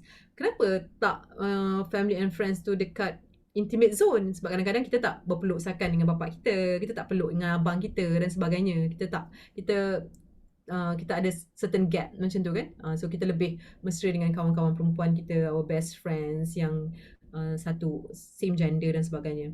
The social zone is 4 to 12 feet. So mostly business and formal interaction happens around this social zone. Dan public zone tu untuk public lah. So you have to make sure to don't orang kata don't overstep in the intimate zone with other people yang you are supposed to just be in the social zone, right? Sebab kita tak nak nanti bila you terlalu dekat dengan bosses you ke apa ke, benda tu akan trigger perkara-perkara yang kita tak nak. So don't send wrong message to people with your space dengan dia, the way you duduk dengan dia terlalu dekat dan sebagainya, dia akan bagi wrong message. Padahal you do it because you don't know. So sekarang ni saya dah bagi tahu kena jaga that contact dan sebagainya. Sebenarnya saya tak perlu cakap pun dalam kita Islam, wanita Islam kita dah ada dia punya guideline kan. So kena jaga that zone tu supaya kita tak transmit wrong message, dan juga kita tak bagi wrong message through our perfume, through the kind of baju yang kita pakai, the kind of makeup dan sebagainya tu. Kita kena jaga supaya kita tidak memberi message yang salah lah. Okay. Okay, self-confident is the best outfit. You pakai macam mana ni semua boleh. Dia boleh cover, dia boleh camouflage ketidak confidence you tu. Tetapi you over time you have to build it. There's one friend, my friend is a psychologist. Dia kata, firstly you have to fake it first. Lama-lama when your mind rasa you confidence, you can start transmitting the confidence, self-confidence in you. First, you fake it first. Fake it dengan cara you berpakaian. Fake it dengan cara you berdiri. So, you have all the elements to be confident. Then, sooner or later it will come. Okay, tapi it requires practice lah. The way you nak berdiri depan orang. The way you nak bercakap. Cara mata you berpandang. The way you smile. Semua tu. Okay, tadi saya ada cakap yang kalau anda pandang cermin dan you tak bernafsu pun tengok muka sendiri dalam cermin, meaning that you don't really love yourself enough. Betul? So you kena bernafsu tengok muka you. Manis juga aku ni. Anak siapa dia yang manis tu? You kena macam tu lah. You kena bernafsu tengok muka sendiri. Macam cantik juga aku ni kan, manis. You kena love yourself first, alright? So ni ada saya punya just a game. Well, it's not a game lah. Just some activities where you can do to create your own me time, to just feel good about yourself. So start doing things for yourself first, and start putting time dalam schedule you 24 hours tu. Start putting times untuk diri you sendiri. Buat workout half an hour. When you do PT petang tu, it's not PT petang just because DPA requires it. You do it because you want to keep fit. You want to look beautiful. So when you do things, you have the purpose. So you akan buat dengan rasa yang berbeza lah. Okay. So basically do things for yourself first. Love yourself more than other people love you. Okay. Okay. Terima kasih Marlinas. Itu sahaja daripada saya. Okay, ada apa-apa soalan nak tanya? Kita buka para kadet Marlina untuk tanya soalan kepada Puan Rin. Sila raise hand ya. Terima kasih. Okay, saudara Babiana, silakan. Saudari, maafkan saya. Selamat pagi Puan Rin. First of all, thank you so much for your sharing. Saya ada satu soalan mengenai rambut. Kalau untuk yang free hair, macam mana cara penggayaan rambut yang dikatakan proper? Sebab contoh kalau rambut saya, I have so many baby hairs. So kalau nak bun tu dia akan nampak sangat selekeh sebab baby hairs tu sangat obvious all over my head. Lepas tu tapi kalau tak ikat rambut dia macam tak kemas. So what do you think of that? Thank you Puan. Okay. Ada satu rule of thumb yang dia kata sekiranya rambut you lebih daripada you punya jawline ni, you are supposed to bun lah. Kan? That is the rule of thumb. Tapi macam saya kata, dalam DPA ni dengan reality di luar tu, once you go into the office, you nampak the reality sebenar dia, banyak je yang tak follow the rules. Okay. Saya tak nak bagi satu nasihat yang macam terlalu strict. Bagi saya, kita there's a lot of flexibility once we go into the real world untuk kita masuk ke office. Bibiana, first of all, the rule of thumb is that you kena make sure you nampak kemas. Tu satu. Number 2, you have to be comfortable in your own fashion. Maksudnya you nak buat macam mana tu, you kena feel comfortable. Kadang-kadang orang kata, oh tak boleh buat macam ni, tapi you feel comfortable dalam keadaan tu. As long as that fashion tak merimaskan mata orang lain, tak tu melampau-lampau dan sebagainya, and it looks professional, for me it's a way to go. Okay? Tak semestinya sepanjang masa you nak pergi office, you nak bun your hair dan sebagainya. Tapi kalau rambut you dah panjang daripada ni, you nak lepas tu, I don't think it's appropriate lah. So the first thing is make sure that it's neat. Number 2, you have to be comfortable with your own skin lah, with your own style, so neat and be comfortable. Itu saja. So for me, this is a very realistic advice. I tak nak bagi you advice yang too ideal, but when you go to the office, you tak buat pun sebab realitinya people tak do things yang macam too strict macam tu. Okay? Alright. Terima kasih Puan. Sama. Terima kasih Saudari Viviana. Seterusnya Saudariku Hasanah. Okay, Assalamualaikum and good morning Puan Nurin.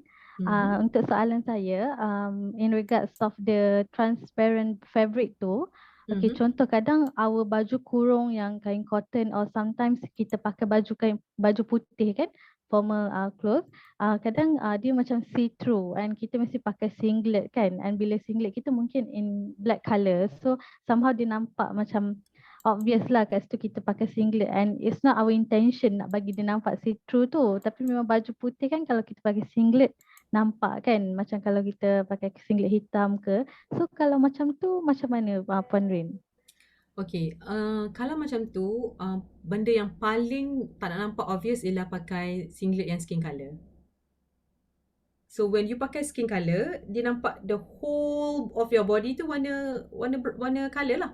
Warna macam skin colour lah. So tak adalah nampak, oh this part nampak bentuk singlet you. So sebab tangan you warna brown dan sebagainya. So when you pakai skin colour, basically it's just a one piece atau one canvas je. So people tak boleh zoom in into bentuk badan you dan sebagainya. Okay? Okay Puan Rin, thank you. Welcome. Terima kasih Iku Hasanah. Seterusnya saya jemput Syaziah. Assalamualaikum Puan Rin. Saya Syazi. Saya nak tanya, sebab sebelum ni pernah... Cuk, boleh tak pin? Saya tak nampak muka orangnya yang tanya soalan. Jenuh saya mencari-cari ni. Okay, nampak dah. Okay, Syaziah. Puan Rin, okay. Boleh panggil saya Syazi. Jadi saya nak tanya satu soalan sebab sebelum ni rasanya pernah Puan Rin bagi nasihat tentang ni, iaitu pemakaian pemilihan tudung. Jadi contohnya kalau kita dalam online untuk dicadangkan untuk kita pakai tudung yang plain, dan tapi kalau contohnya kalau kita berada di office ataupun di mana-mana yang tempat yang kita berjumpa secara bersemuka, adakah okey untuk pakai ada sedikit corak ataupun sebab kalau tengok sekarang ni kebanyakan macam tudung dark ataupun tudung people pun kebanyakannya macam bercorak. So tapi tudung-tudung macam tu nampak macam formal and macam can boost our confidence lah. So apa pendapat Puan Rin untuk ni? Okay, setuju, memang boleh pakai. Sebenarnya bukan tak boleh pakai, tapi pada masa yang saya buat teguran tu ialah sebenarnya pemilihan corak tu yang you all pakai masa tu memang tak kena, memang terlalu bunga-bunga dari kepala. Kalau tengok corak-corak tudung dark dan sebagainya, this part dia macam plain, kat bawah ni dia akan ada corak, betul? Macam tu. So kalau tudung-tudung macam yang branded pun kebanyakan this part tu memang tak ada colour lah. Bawah-bawah ni baru dia ada corak, dia ada geometry dan sebagainya. So that one looks more confident daripada you berbunga-bunga sampai ke kepala, corak semua tu macam dah makcik apa dah kan. Tu nampak semak lah sebab people nak tengok you dalam Zoom ni pun dah lah secuit je area dia. Lepas tu nak tengok muka you yang besar tu dengan bunga-bunga you, setaman bunga you tu. So avoid that lah. Boleh yang bercorak, tapi make sure that it's pleasant to the eyes lah. Tak terlalu macam menyakitkan mata memandang, nanti menyakit lagi mahu memikul. Okay? Okay, insyaAllah. Okay, thank you. Okay, next question. Okay, next question, Hafizah. Assalamualaikum Puan Rin. Salam. Soalan saya lebih kurang sama dengan Syazi, tapi saya memang nak sangat tunjuk tudung ni. Okay, sila tunjukkan. Okay, so macam I suka pakai tudung corak tau, tapi I suka style, alamak macam mana nak bagi nampak macam style yang macam Turki bawah. Okay. Macam mana ajak tutup background. Tutup background dia. Tutup background.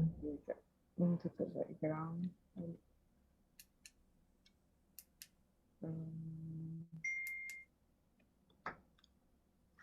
Okay.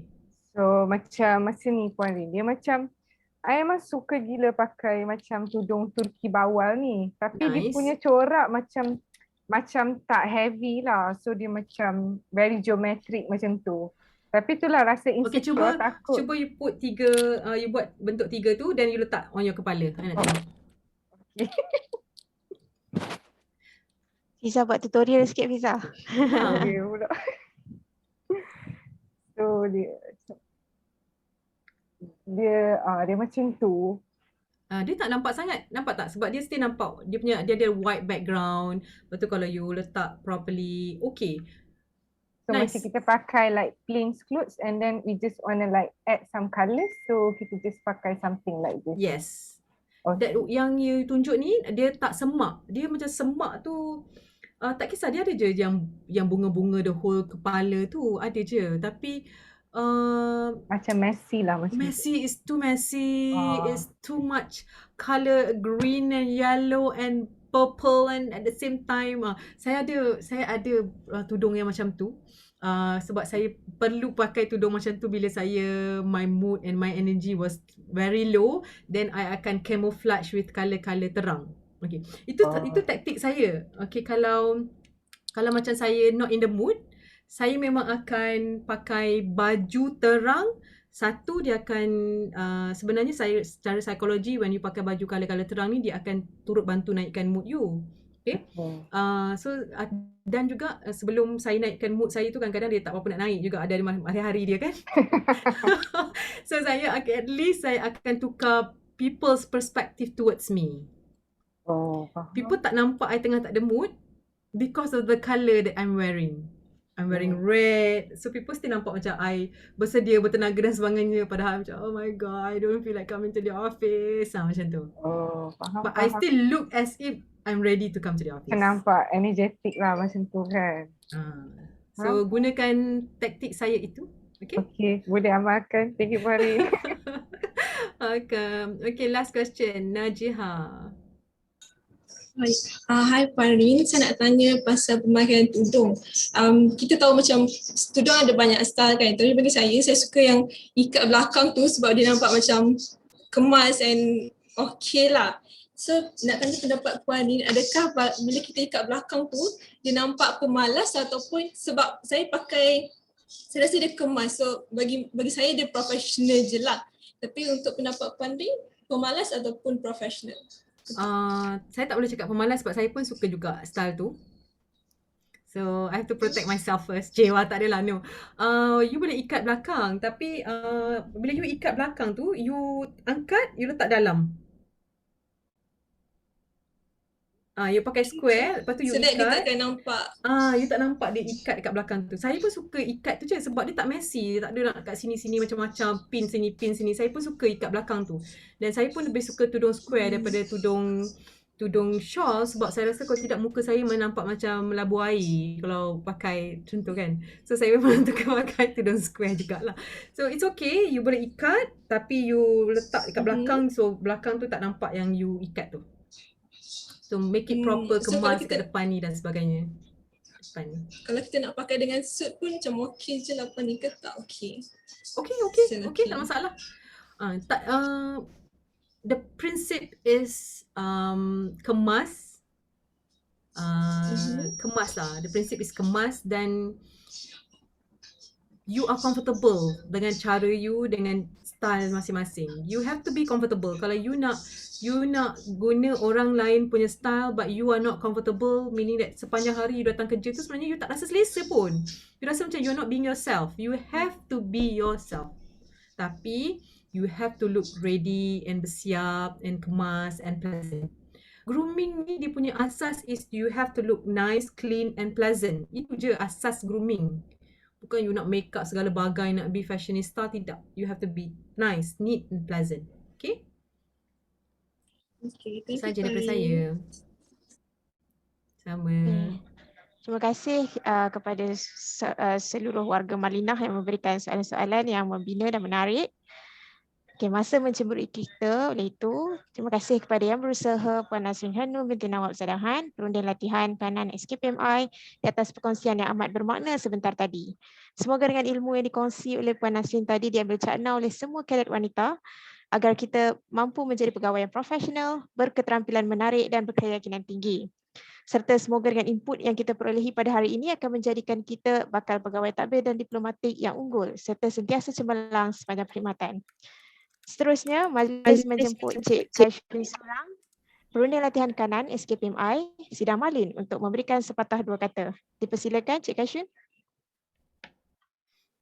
Okey, selamat pagi, salam sejahtera. Saya ucapkan selamanya pada pengacara majlis, Saudari Izzati, kepada tetamu undangan kita pada hari ini iaitu Puan Nasrin. Pertamanya saya ingin mengambil kesempatan ini untuk merakamkan setinggi-tinggi penghargaan dan terima kasih kepada Puan Nasrin Hanum di atas sesi perkongsian yang sangat bermakna dan juga dapat memberikan input dan manfaat yang berguna pada semua ahli Marlinah pada kali ini. Selain itu, sesi yang beliau sampaikan tadi adalah sangat engaging, informative, interesting dan juga insightful. Saya dapat merasakan para ahli Marlinah telah mendapatkan input, idea serta ilmu yang sangat berguna yang dapat diadaptasi, diaplikasikan oleh para saudari sekalian semasa menempuhi alam pekerjaan kelak.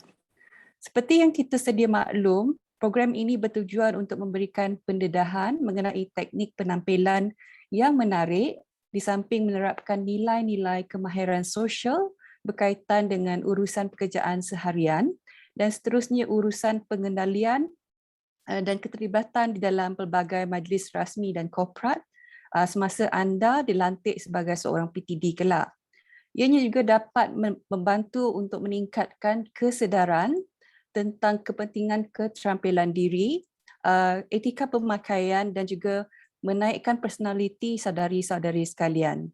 So akhirnya saudari semua dapat meningkatkan imej profesionalisme dalam kalangan saudari. Akhir kata, saya just ingin menyatakan sedikit nasihat dan juga sokongan kepada semua ahli Marlin, focusing kepada Marlina. Success is not a one-day effort. It is a journey of strong belief, hard work, perseverance, determination, and dreaming big. There'll be time you will doubt yourself, but always believe in yourself, in your qualities, in your capabilities, and never ever give up. Always have a positive mind, and when you are feeling not to, love yourself and people around you, stay humble and always be kind. With that, saya sekali lagi ingin ucapkan terima kasih tidak terhingga kepada Puan Nasrin dan juga para AJK yang telah bertungkus lumus untuk melaksanakan program pada hari ini, iaitu saudari Farah Adila serta tim yang terlibat dan juga para ahli Marlin, especially Marlina yang sudi hadir ke sesi hari ini walaupun tidak diwajibkan tapi kehadiran penuh lah, hampir penuh lah ya Puan Nasrin.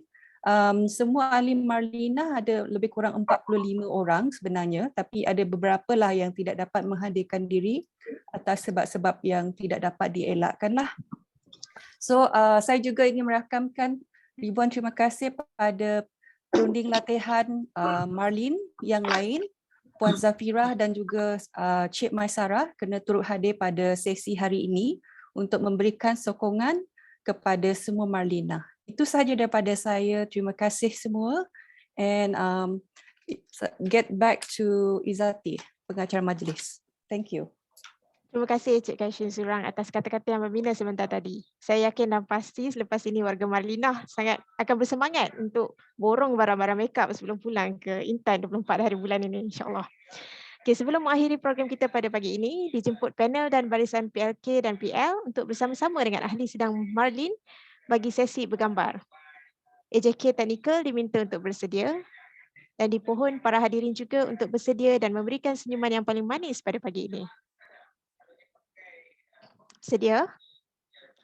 Paparan pertama, 1, 2, 3. Seterusnya, paparan kedua. 1, 2, 3. Okey, selesai. Dengan berakhirnya sesi bergambar sebentar tadi, maka berakhirlah program kita pada hari ini.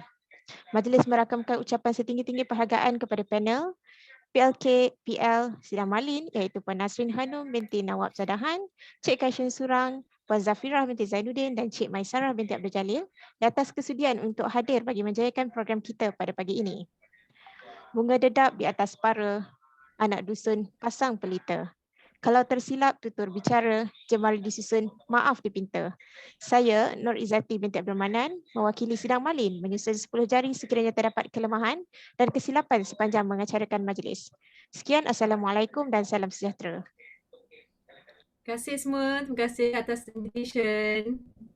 Thank you, Puan. Thank you, Puan Rin. Thank you, Puan. Thank you, Puan. Terima kasih Dr. Rin.